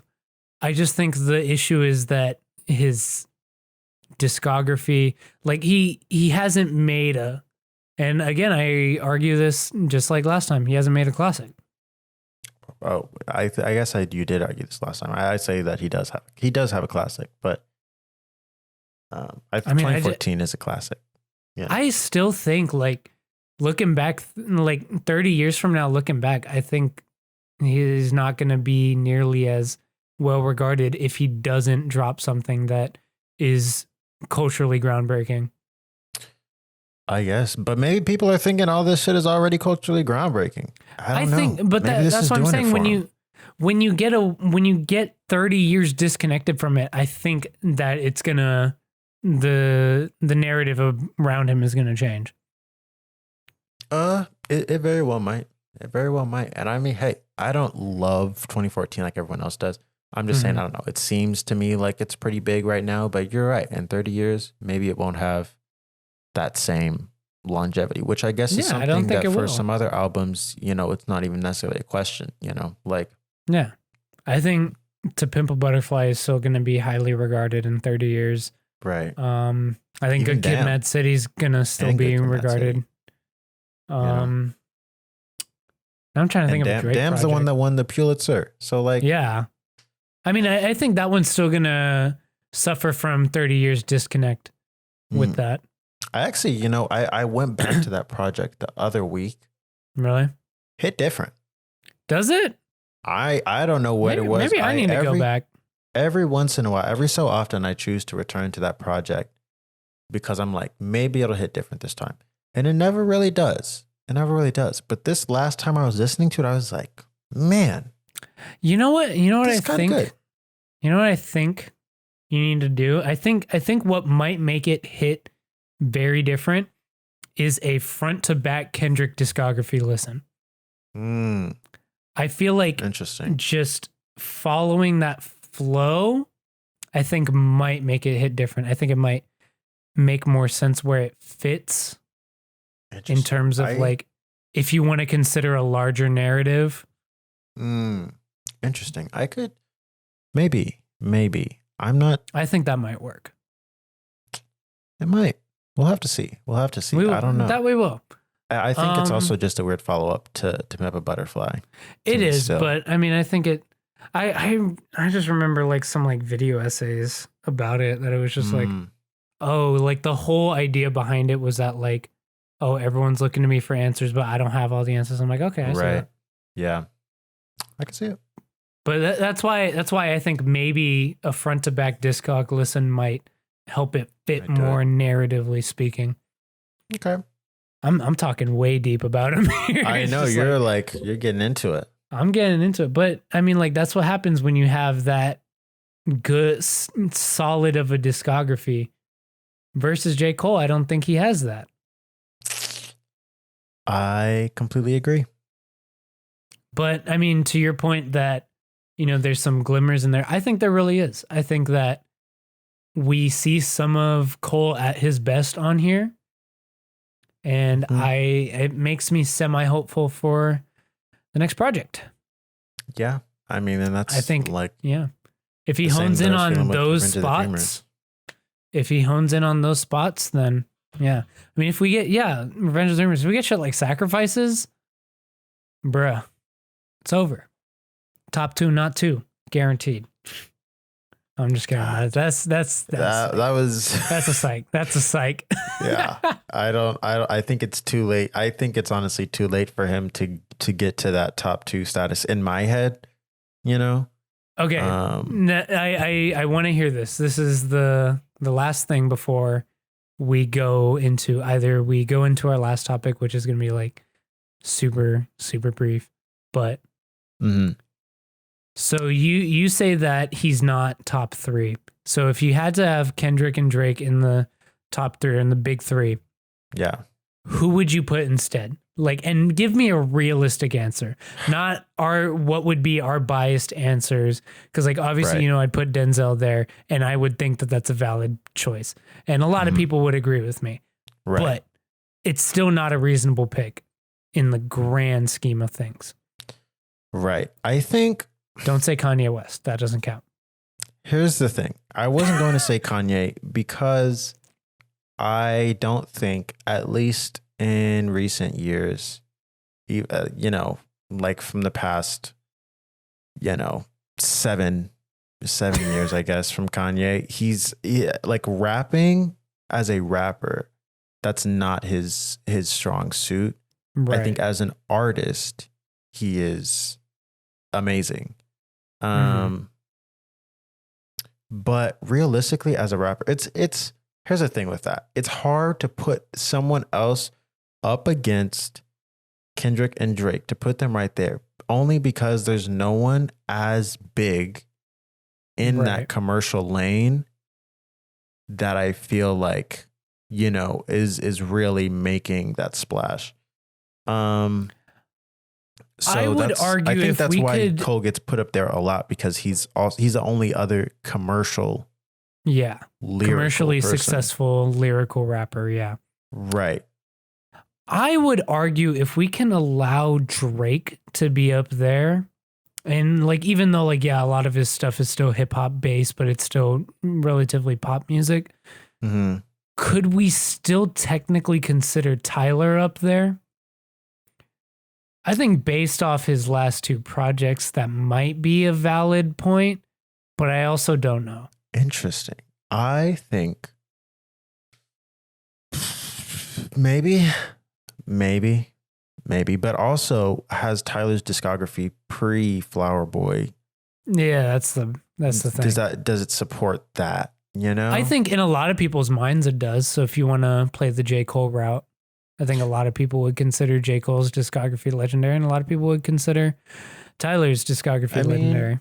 No, yeah, I do think it's legendary. And in a sense, I think in a homophobic sense.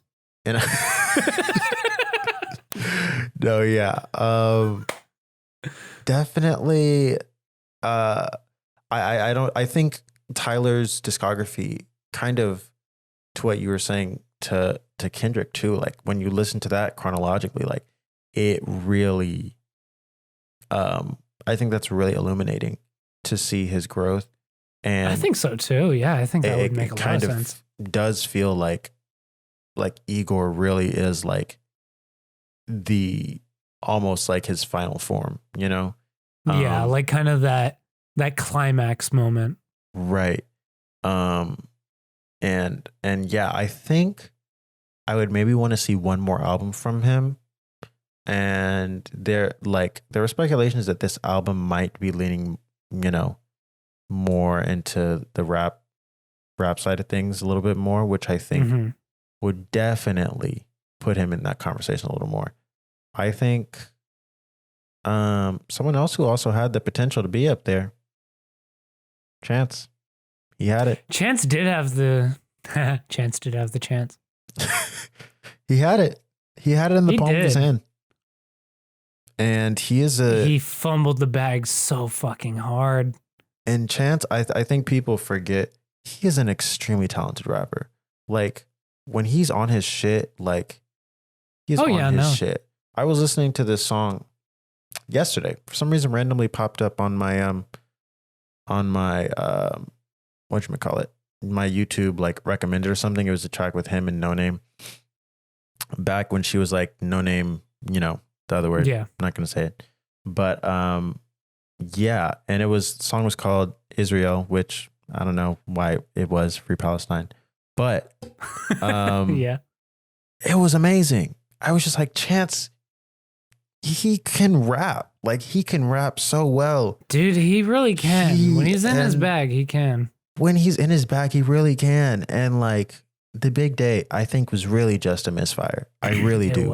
It was a misfire that ruined his career, but man, like dude, it destroyed his career. I can't say I've ever seen an album wreck an artist's career as badly as. Oh yeah, no kidding. Because he was definitely in that top 5 conversation. Yeah, he was in that top 5 conversation, and then everyone just seemed to forget. Everyone forgot the rest of his discography. It's like, nope, he dropped The Big Day. That's the worst fucking thing ever. And that's the worst. And nothing he did before even mattered. Yeah. It's like, even with like Kanye, like that's not even the case. Like Jesus is King was horribly received. But I mean, like enough Kanye fans were on Copium to like love that album regardless. But I mean, again, to be fair, Kanye has a much more legendary discography than Chance does. But I mean, in the modern era, Chance did have the chance to easily be swappable with Cole in that position. Yeah, and I would say personally, I think bar for bar, I'm going Chance. Dang. Bar for bar, I'm going Chance. Yeah. That's man, I might need to Chance over Cole. I need to sit down. I need to sit down with that one because I don't know about that, but. Dude, you know what I'm going to do? I'm going to send you that track and you can listen to it. You know, I need a comparison. But I guess bar for bar, maybe that's an easy thing to consider. But like, I don't know. Hey, it's a good conversation. But we talked about J. Cole for quite a long time now. Yeah, we did. Hey, J. Cole gets the clicks sometimes. I don't know. I don't remember how the last J. Cole one did, but I mean, this isn't even a J. Cole episode. It's not. It's not. But it's a Spotify episode. But last thing, I mean, I guess we could just briefly talk about Olivia Rodrigo album that came out. You didn't want to talk about that. Was big news. Yes, very big news. I want to know how you felt about it because I have my feelings that I would love to talk about that are formed by inherent bias, obviously. Right. But you know, I didn't hear that you listened to this one, so I want to know what you think. Oh, really? I mean, well, I was pretty big into, like I said, when Driver's License dropped, I wasn't big into it. But when Deja Vu dropped as a single, I was like really blown away. I think I mentioned it on the pod. Yeah, you did. Because I was just like, this is a really good track. this is a really good track. And so after that, I was all aboard the Rodrigo train, you know? Yeah. And so I was just really hoping that her album was going to live up to Deja Vu. And then she dropped Good For You, which I think dropped, the same day as Cole's album. And I was like, man, I'm kind of liking this single a lot too. Oh yeah. So she was like 2 for 3, and then album came out, and you know when actually her album dropped the weekend after. Yeah. The Good For You dropped the same week as Cole. Oh yeah, that's right. Okay. Yeah. Gotcha. I was tripping. No, you're good. So that album dropped, and then the song dropped, and the whole time I was on my trip, like whenever I would get in the car with my friends, it was like boom, Good For You, like it's on. Like we were just like, dude, I didn't love Good For You at first. There's some bits about it that I'm like kind of about. Little corny. A little corny, but I'm just like, it grew on the more I'm hearing fast. it on TikTok, the more I'm like, it kind of hits. Dude, it grew on me really fast. Like the first listen, I was like, that was good.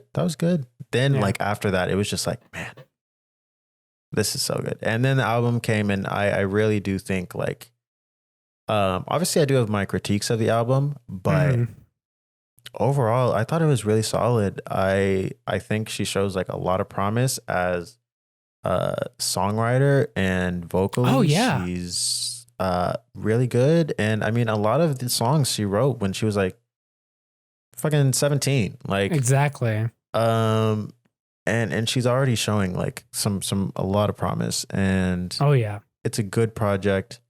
I will say, I think my critiques of it were just like, there were a lot of, I think my first one was that I would have liked a little bit more variety in subject matter. I know a lot of the songs, like pretty much most of the songs were about the breakup, which like, obviously. Yeah. I mean, like girl just went through a fucking breakup. That's probably all she can fucking think about. Her catalog of experiences are that not in depth. Very. She's a Disney star too. I don't blame her for exactly. That's the big thing. I don't want her. I don't expect her to talk about systemic oppression or anything like that. So you know.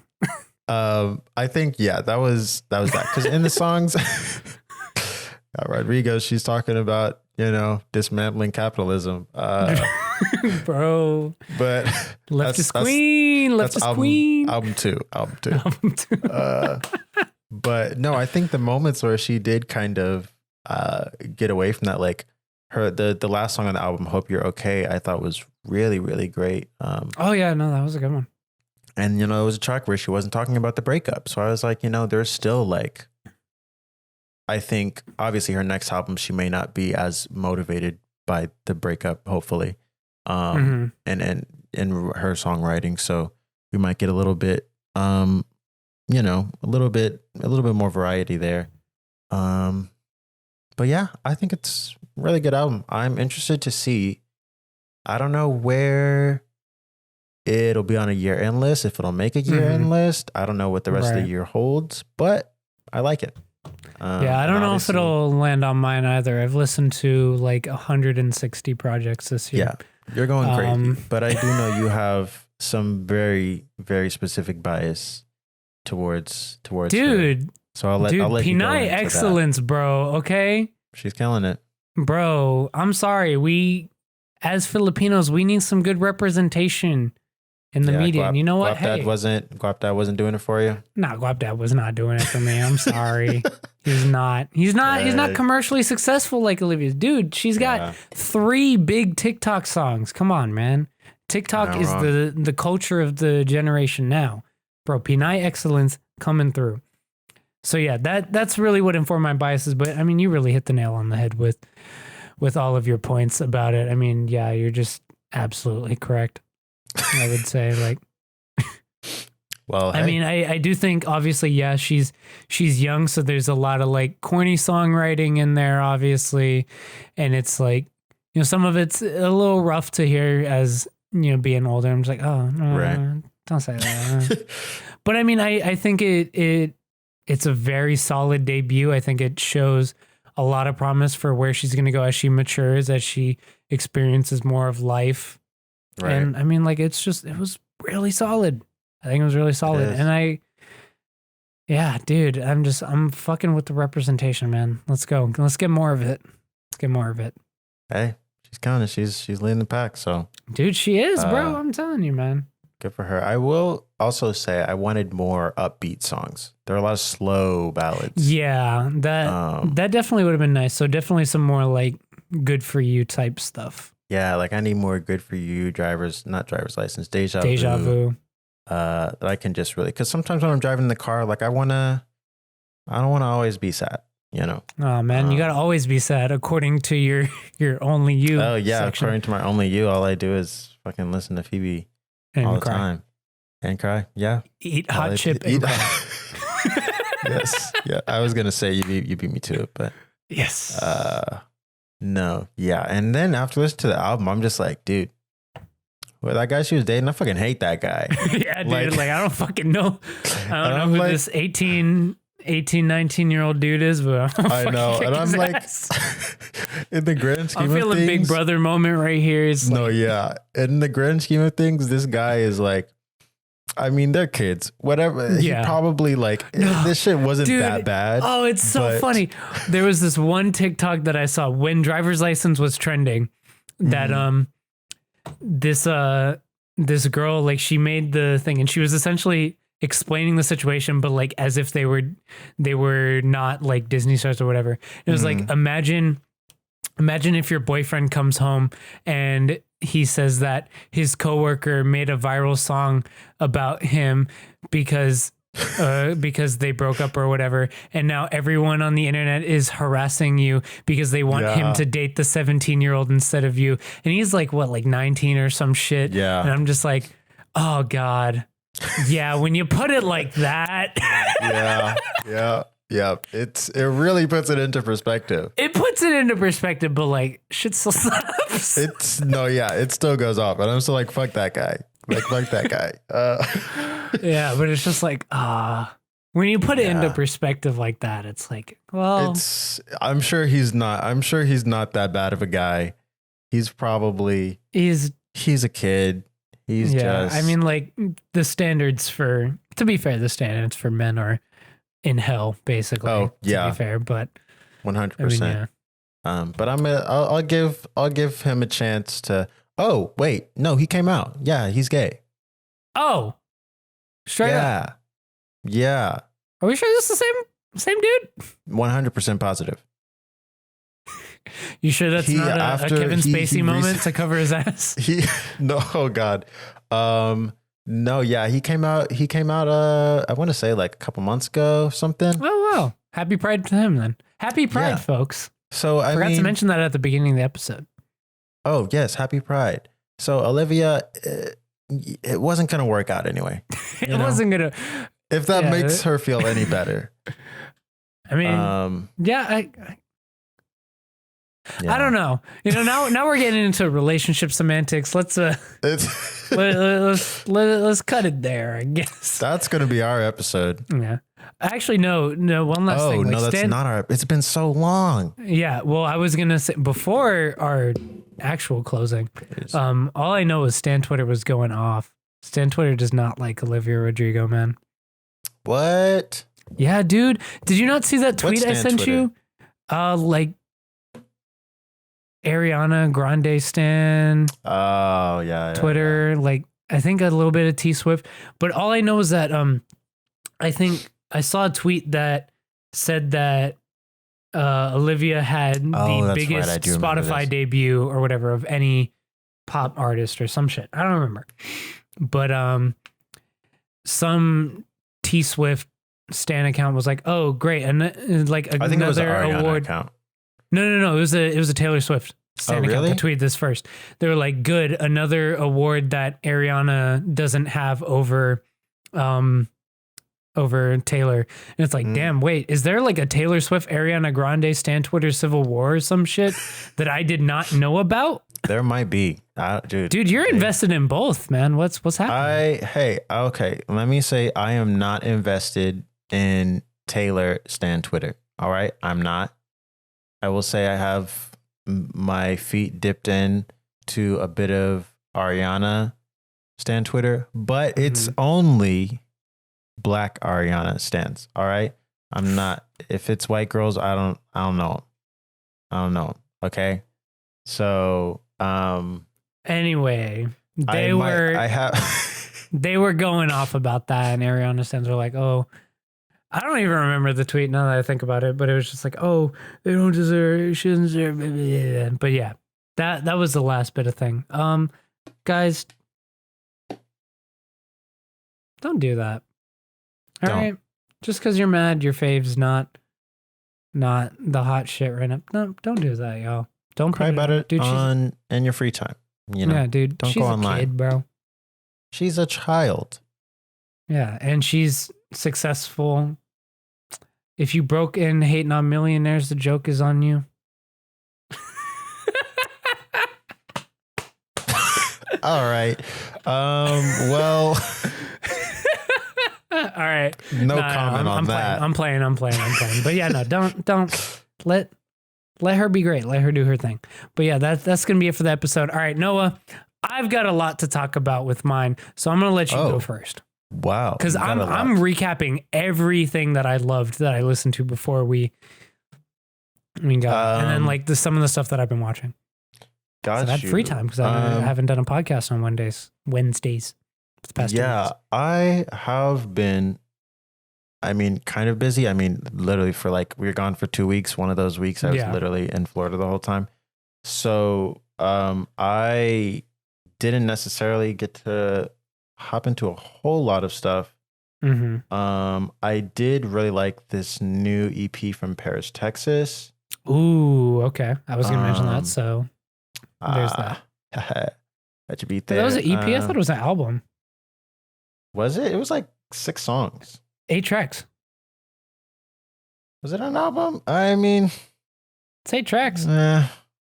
Maybe it was an album. I guess. Yeah, it's 8 tracks is a weird gray area where if they say it's an album, it's an album. If they say it's an EP, it's an EP. I guess so. But I really enjoyed that. I'm trying to think. I can't remember. Maybe this came out before our last break, but I got into the MF Doom Surveil. Yeah, that came out before, but I think I told you about it that week. Yeah, and you checked it out after. Yeah, I do need it. I did like that one quite a bit. Also the new Mustafa album. Well, not album, his debut project. He said it's not an album. But I don't know what else to call it then if it's not an album. Yeah, I guess so. I was anticipating that. That was an album I mentioned actually in the first episode of the pod that I was anticipating for this year. Call back. Yep. Had features from Sampha, and actually I think Sampha was the only feature on there. But some writing from James Blake and stuff like that. So I thought that was very good. And also a new track from Isaiah Rashad, who didn't wow me with his first lead single to the new album. Yeah. But this new track, which was a Lucy, which not even gonna make the album. What? I'm just like, if this song isn't making the album and Lay With Ya made the album, I don't know what to expect from the album, honestly. But I think that track is great. We got some production from Kenny Beats on there, which Ooh, whoa, Kenny. Always love. Yeah, we love to hear a good whoa Kenny tag. So or a Kenny or that one. Haven't heard that one in quite a long time. Yeah, I know. Her last fucking project had 2 Kenny production credits and they were the same song. Yeah, it's very unfortunate. But it is. It bangs. But yeah, aside from that, I think the last thing is I started getting into Ice Cold Bishop solo stuff, which there's not a whole lot, just some singles, no full project that I've been able to find. Real quick, before you continue. Mm-hmm. Why did we both get into Ice Cold Bishop stuff at the same time? What's happening? Wait, you did? Yes. Oh, whoa. I've been like going back. I've been going to his like singles and shit, and I'm just like, okay, wow, that's kind of wild. I don't even know. That's fucking crazy. We didn't plan that, deadass. We didn't fucking plan that. No, not at all. This is the first I've heard you want to know this. mine? You want to know mine? Because Yeah. I was going, like I told you before, like I was going back to AG Club. Stuff. Like I was going back to, and I got to know, I was like, damn, I haven't heard this song in forever. It's so fucking good. Right. And I was like, Ice Cold Bishop's so fucking hard, dude. Yeah, that feature is so dope. I listened to his Colors performance, which is really good. And then like a couple singles too. Right. Yeah. That's so fucking weird. That is that weird. It has to be like an algo thing. That has to be an algo thing. Maybe. I can't even think back to why. I don't even know what it was that led me to go like check him out. I think I like maybe obviously I think the Colors performance is fairly new. That might be it. Is it? Maybe. It was through Spotify. I was listening to someone. Well, yeah, the Colors performance is on Spotify, dude. But I don't even think it was that. I think I was listening to someone else, and I don't even think it was AG Club. I don't know who I was listening to, but I was just like, I saw his name and I remembered his feature on the AG Club project being really dope. And I was like, let me just go listen to a few singles. I saw he had a couple with Kenny. Oh, fuck. He's on a track with Kembe X and Absol. What the fuck? I didn't hear that one. Okay, that was it. That was the track that I listened to. Okay. Yeah, that was the track that I listened to. And I mean, overall, I thought that track was just all right. I wasn't necessarily blown away by it. I haven't heard that one yet, actually. Yeah, when I heard it, I was like, with Kenny Beats. All right, yeah, there were a couple of tracks with on Kenny. The way home. So that's where I really finally decided to check out some of his stuff, because I saw a few tracks with Kenny and I was like, oh, I definitely got to check this out. And then boom. Yeah. So that was pretty much everything that I really loved. Yeah, I could keep going, but I don't want to take stuff from you. So that's so weird. It is really weird. You haven't gotten to watch anything yet? Yeah, okay. Yeah, no, I will say I have watched some stuff. I watched the new Bo Burnham special. Okay. Another one that I was going to talk about. Oh, damn. Well, no, go for it. Go for it. I thought it was exceptional. It was really, really good. It was really funny. And yeah, I was literally just like laughing out loud. And I don't often laugh out loud at a lot of things, but it did have me laughing out loud. I thought, like, we're talking about good satire. Like, this is. I think it was well done. I don't know if I loved it nearly as much as you did. Really? From what I can tell. Because like, I don't think I found myself laughing out loud at that many points, but I think like just from the way that it was produced, I really admired it. That was my thing with that. So now that I've gotten that out of the way, that's one last thing that I have to talk about. Also, I literally watched that right before I got here to the podcast, because I was like, I want something to talk about. Let me watch this. And then me right out of the gate. Yeah, fuck. Just taking it. Yeah, sorry.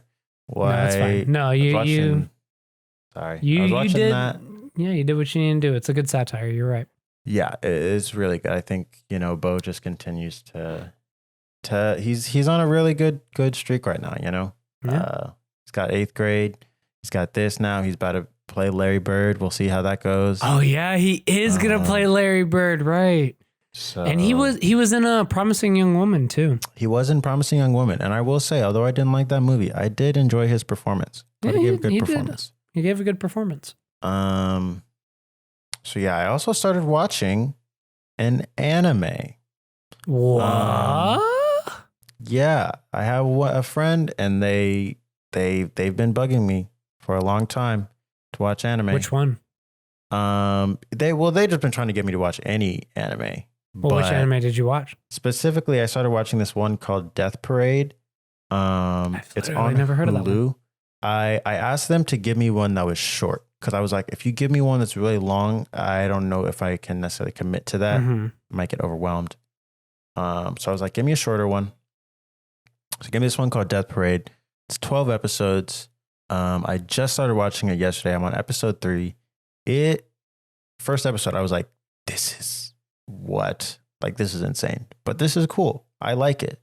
I can't necessarily speak to the longevity of my relationship with anime post this series, but this one's pretty good so far. I'm only on episode 3, but Fair. I'm liking that. And last thing, Pose, show on FX, very good.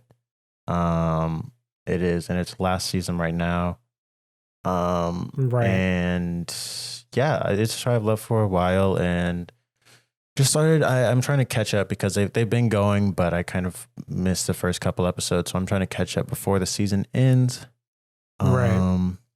So I'm watching that right now, and it's still pretty solid. Not as great as I think as the first season yet, but still good.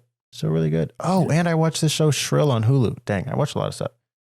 I heard of that one. That one I have heard of. Yes, very good show. This was its last season. Unfortunately, they got canceled.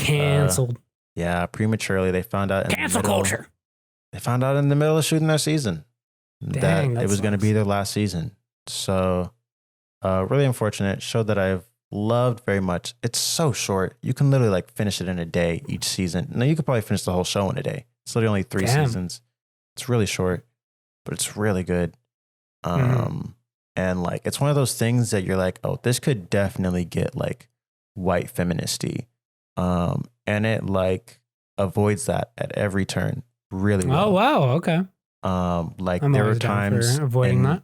Yeah, there were times in season 2 I was like, are they going to do this? And then they're like, nope, we're not. And I was like, oh. And then same with season 3. I was like, are they about to? And they're like, nope. I was like, man, this show is so good. That's good. I'm always down to avoid that, obviously. Yeah. So great show. Sad it's over, but good show. That is. Maybe I will check that out. That's on my radar now. It's good. It's really short. You could, like I said, if you really binged it, like you could probably finish it in a day or 2. Word. Good to know. So yeah, that's everything. I think I've done more watching recently than listening, but that's what we're listening to. I know you've listened to a lot though. So yeah, okay. Hit me with the rundown. What I need to be. So everything that I've listened to that has dropped since May of 14, I guess. All right. So because I knew that I was going to forget something, I have my music board up. So pretty much I'm just going to go over everything that I gave essentially a 3.5 or higher. Okay. Wow. So New St. Vincent, Daddy's Home. I thought that was a pretty solid project. I've been wanting to listen to that. I didn't love it, didn't hate it, but I mean, I enjoyed it. It was very solid. Paris, Texas, Boy Anonymous. Very good. One that I did love was a new Bianca Rose project. It's an R&B project called If You Knew Would You Care. Very, very beautiful voice. Love it. Definitely highly recommend that one. Let's see, we're scrolling through a couple of ones that I wasn't huge on. One that I didn't hear originally when it first came out that I thought was actually pretty all right. Bright Green Field by Squid. Thought it was pretty decent. Another one that was just pretty decent. Audrey Nuna's A Liquid Breakfast. Thought that one was pretty decent. That had I think that one had the Saba feature and the Jack Harlow feature. Yeah, I caught that. I thought those were thought that was a pretty solid project. Yeah, I caught that one too. I did listen to that one the other day. Because I did like that Jack Harlow song. I think it came out like, I want to say like 2 years ago. Oh yeah, no, that one was an pretty old one. She still threw it on there. I was like, hey, do what you got to do. One that I randomly caught, Oliver Malcolm's EP, Are You Living in the Real World? I thought that one was really, really decent as well. It's nice and tight because it's a short EP. But yeah, no, I thought that one was really, really good. This one I actually really, really loved. It's by like super, like pretty not well-known artist. I was gonna make a joke there, because obviously like the people who say like, oh, it's a not well-known artist, and then they pull out fucking Playboy Cardi or some shit. They're like, you probably haven't heard of them, but you Lord, probably haven't heard of so them. good. Yeah. But no, I couldn't commit to the joke. And I'm going to butcher this name so hard. Raina Sokolov Gonzalez, If They're Mine. She says it's an album. It's only 7 tracks, but I think that it is very, very, very good. Okay. I think the songwriting and the sing's beautiful. That's all I have to say. Nice. She's definitely on my radar. I think she only has like 7,000 monthly listeners. Oh damn! So you're really coming at us with that. You're putting the people on. I'm putting the people on. You know I got to. Olivia Rodrigo Sour, obviously, pretty big fan of that, as we've discussed. I already talked about it. Like. Allison Russell's album Outside Child I thought was pretty decent too. Didn't love it, but I thought it was decent. The Mac Homie project, it's growing on me a little bit more. Pray for Haiti. Okay. I don't think it's not as top 10 fantastic. hip-hop albums of all time. Some people are saying top 10 of all time, and I'm just like, calm down. But it's growing on me. I like the beat work. I think fucking West Side Gun. Right. On executive producer, I think he did a really good job kind of curating it. Yeah. But I mean, yeah, like it was good. It was good. Still have to listen to that. Yeah, that cover is fantastic, and would love to get a vinyl. But I don't know how much you know about Mac Homie, but you're never getting. Yeah, it's not happening, motherfucker. $700 vinyls. God, Jesus. I thought Gene Dawson's signed $300 one was bad. I feel bad for making fun of him now. No, yeah, I know. I'm still gonna make fun of Gene Dawson for that. Oh yeah, no, but yeah. No, yeah, Mac Homie prices are insane, absolutely outrageous. That's some hype B shit, straight up. No, it really is. It really is. Only a few more. Mariba's Azib EP. Love that one. I was on the fence on whether to mention that or not. I think it was a worthwhile mention. Not the album itself because I didn't love it, but the DMX Posthumous album I thought it was okay. There was some really good tracks on there though. Hood Blues with the Griselda dudes, obviously. I think was it Bath Salts was the one that had Jay-Z and Nas. That was that one was really solid too. I actually just listened to that last night. Yeah, I think the album as a whole was okay, but I think there's definitely some really good tracks on there. And last but not least, Mustafa Project was the last thing that I have listened to actually. Really? From last week, and yeah. Nice. Happy Mustafa made it on there. So yeah, far, it was solid. I'd say my artists that I was anticipating for the year that have dropped have lived up to it so far. I'm trying to think. Because I've obviously listened to way too many projects so far, but I don't even know who I have anticipated that has dropped. I know you were anticipating Slow Tie. Slow Tie, that was because that was coming like the next week or so when we recorded. Oh yeah, I did, and that lived up definitely. Yeah, definitely. That's Griselda been Projects growing on me. Yeah, Griselda Projects. I did say I was anticipating. Oh really? But yeah, I said during there where I was like, oh yeah, just all the Griselda projects. But like, I mean, I think if I had to say the strongest one, I'd say La Machina would be the strongest one of the releases thus far. I agree. But it's just slightly above Plugs I Met To. Slightly. Yeah. I'm also, warming up to it a bit more. What was that other one? If It Bleeds, It Can Be Killed. That came out this year, right? Yeah, I didn't love that one though. Got you. I actually still need to go back and listen to that one. I've like heard the first like 3 tracks or so, I think, but I haven't finished it. Yeah. Honestly, most of my albums that I really loved this year were albums that I wasn't expecting, and a lot of them from artists that I hadn't ever considered listening to before. So I'm really happy with this year because like I feel like I've discovered a lot of music. And a lot of bullshit. Don't get me wrong, I've discovered a lot of bullshit. But Dude, you know, hey. I don't know how you do it, man. I'm not mad about it. I really don't know how you listen to something. Like if I'm listening to some shit that I don't want to listen to and I'm like, this is terrible, I'm turning it off right there. Dang. Right there. I'm not. Why waste my time? You'll never be taken seriously as a music reviewer. You'll never be taken. Not wrong. That shit is too much. I'm the same way with movies now. I used to like be like, oh, Oscar season, I need to watch every single movie that's nominated. Dude, now I'm like, saying. dude, I don't want to see some of that shit. I'm not going to watch it. Just straight up. Dude. Hey man, that's how I'm starting to be with movies too now. But a lot of that has to do with COVID fatigue, obviously. But yeah, we are getting into some more stuff. My watched, right? I guess I'll start with the short one. I started Invincible. I watched the first episode. Let's go. What did you think? The animation is dog shit. No, yeah, they got it. Season 2, they got to up the animation budget for sure. I saw a video and that it was like, fuck, I don't even remember the joke that they made. I think it was like, whose dick do I have to suck to get a better animation budget for Invincible? Or it's like and then someone said they wasted all of their budget on voice actors. On the cast? Oh, 100%. Yeah. But I mean, definitely. I enjoyed it. I haven't found enough time to watch subsequent episodes, mostly because I watched it with my girlfriend. She wasn't huge on it. Being an animator, obviously, I think the poor animation really pissed her off a lot. So I think so I need to find time on my own to watch it. Damn. She's not even going to go. She's calling it quits. She's tapping out completely. Yeah, she tapped out. She's like, no, I'm not going to do this.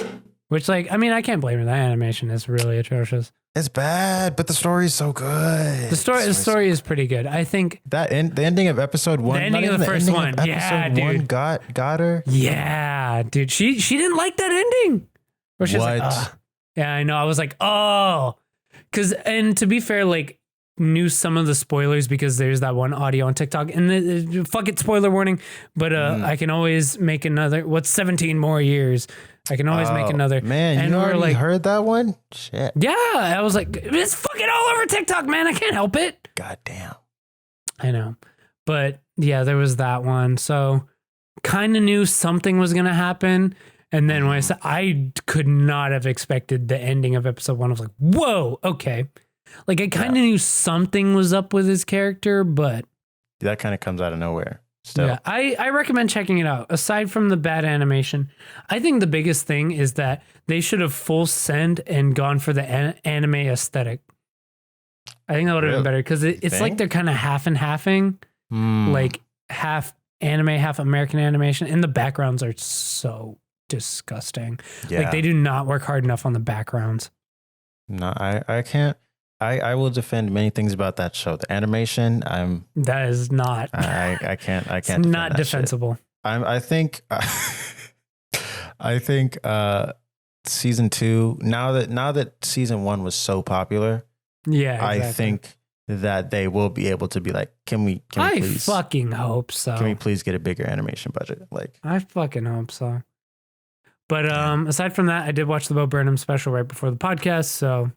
Yeah, I thought that was very, very well done. And again, like I said, I didn't quite love it as much as you did as far as like from a comedy perspective, but I think just like the sheer, like the way that it was produced. And I think it was just, there were some pretty funny quips like that streamer bit. I felt a little attacked, but it was funny. Oh, that was. The React video bit was funny too. Oh, the React was good. What about Sako? Sako was good. Sako, okay, that was hilarious. But to be fair, I did see that one on TikTok beforehand. Yeah. I know. That's really when I was like, oh, fuck, I gotta watch it. Now. TikTok spoiling. Dude, I'm saying, man, I gotta get off it, bro. But they need to have a setting like on Twitter where you can mute stuff. I will say it gave me a reason to watch it. I was like, oh, that's fucking funny. And now I want to watch it. Oh, you didn't have any interest to watch it beforehand? I didn't know it existed beforehand. Oh. All I knew was that, like, I think I saw one tweet that was like, oh, I wasn't expecting to be fucking depressed at the end of this. And I was like, oh. Maybe I won't watch it then. But then I saw that. I was like, that's fucking funny. All right, I'll do that. I'll watch it. And I did want to watch it right before the podcast because I knew I wouldn't be able to watch it tonight because since the third Conjuring movie is coming out this Friday, my girlfriend and I have been doing a Conjuring verse marathon in preparation. We started a couple days ago with The Nun. And then we did Annabelle Creation, Annabelle Comes Home. Yesterday we did The Conjuring. So tonight we are going to watch Annabelle Comes Home. And then the day before the movie on Thursday, which is tomorrow. Duh. We're gonna watch Conjuring 2, and then we will be prepped for the Conjuring 3, even though it's not like a fucking MCU tie-in. I just thought it would be fun. I thought it would be fun. Exactly, it would be fun. I'm with you. I support The Conjuring 1 and 2 are really good horror movies. I need to tap in. I gotta tap in. Yeah, honestly, like you can skip the rest of them. I thought The Nun was. I thought. I don't remember which one I liked more between Annabelle 1 and Annabelle Creation. I don't even know. I have no opinion. No, if you are going to watch one, definitely The Conjuring. It is a genuinely fantastic horror movie. James Wan does phenomenal directing it. One of my favorite things about it, having rewatched it last night, is that there are so many characters in that fucking movie, and none of them feel entirely useless. Like every character is used, and I love that. And it's so hard to do, especially in a horror movie. Yeah, like come on, there's the mom and the dad. They're 5 kids. They're 5 daughters. The policeman, the fucking. I don't know if he's like a TA for the Warrens or whatever, but him. Then the Warrens' daughter. The only character who's like kind of useless is the Warrens' mom, but it's just because she's playing babysitter. But yeah, and they even throw in some Annabelle service into there to set up the Annabelle films. Right. Well, not even really set up. I don't know if he was really going for that there necessarily at that point, but I mean, I guess it was like a way that they could go that way if The Conjuring was successful. But yeah, I mean, like. It's a long fucking movie. It's damn near 2 hours, but you know, it all serves to push the narrative, and I mean, like it works. I think it works. I'm excited to watch Annabelle Comes Home today because I think that one was probably. I don't think I have seen that one. Wow, I didn't even realize that there were that many. Oh yeah, no, the Conjuring verse is extensive. Yeah, there's 3 Annabelle movies. There's going to be 3 Conjuring movies. There's The Nun and The Curse of La Llorona, but that one's... that one's also connected. Wow, I did not know. From what I gathered, that one's... to Conjuring. It's in the Conjuring verse, but that one is the most disconnected. Gotcha. From what I know. I haven't seen it. I never bothered. Interesting. All right. So does James Wan direct all of them, or does no? James Wan has only directed the first 2 Conjuring movies. He's not even directing the third one. Oh, really? Which worries me slightly. The guy who directed The Curse of La Llorona is the one who's directing the third Conjuring. Michael Chaves. Interesting. I think is his name. I gotta tap in. I've only seen one James Wan movie. And it was Aquaman. Oh yeah, I didn't like Aquaman, but no, honestly, I would say Conjuring 1 and 2. Watch, they're on Netflix. Annabelle Creation, I think is on. It's either the original Annabelle or Annabelle Creation, one of those 2, and Annabelle Comes Home are on HBO Max. Got you. Okay. The rest we had to rent one of the Annabelle movies I know and The Nun. Okay. Those are the only 2. Noted. I'm gonna have to tap in. I hope it's not like when everybody told me like, dude, like Insidious. Oh my God, you have to watch Insidious. It's so good. And then I watched it and I was like, I didn't like that. Damn. I did not like Insidious. I was like, this is not good. I think I gave it like 1 star on Letterboxd. I was like, this did nothing for me. So dude, I hope it's better. I hope it's better than Insidious. I mean, hey, we'll see. I think so. I think The Conjuring is like a very genuinely good horror film. I'm hoping so. I don't know. I'm gunning for it, but the whole Conjuring verse as a whole is it's okay. Got you. But the 2 James Wan directed films, solid.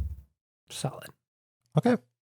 All right. But if you want to go in chronological order, it's The Nun, Annabelle Creation, Annabelle, Conjuring, Annabelle Comes Home, Conjuring 2, Conjuring 3. With La Llorona sprinkled in there somewhere. It doesn't connect to the greater narrative, so it's not really all that That important. big of a deal. Gotcha. You know. All right. Okay. But yeah, that's what we're setting up for this week, and who knows, maybe I'll come back next week and be like, dude, Conjuring 3 so fucking good, bro.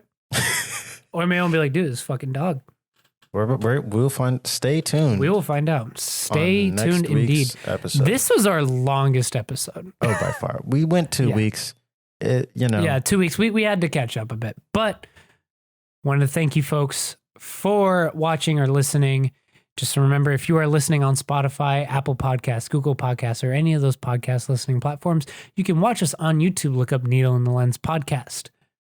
And if you are watching us on YouTube, you can listen to us instead. If you want to, watch in the car or listen in the car, go for it. I know it's kind of a long one. It might be a bit much to look at our face the whole time. I get it. Makes sense. Valid. And also for both of those groups of people, we do stream this live on Twitch every Wednesday, twitch.tv/Flip TV Live. I almost get my Twitter at. Fuck me. But yeah, that's going to be it for this week. It's been Kevin and Noah. We'll see y'all next week. We mean it this time. We are going to come back next week. We'll be back. We'll be back. All right. Peace out.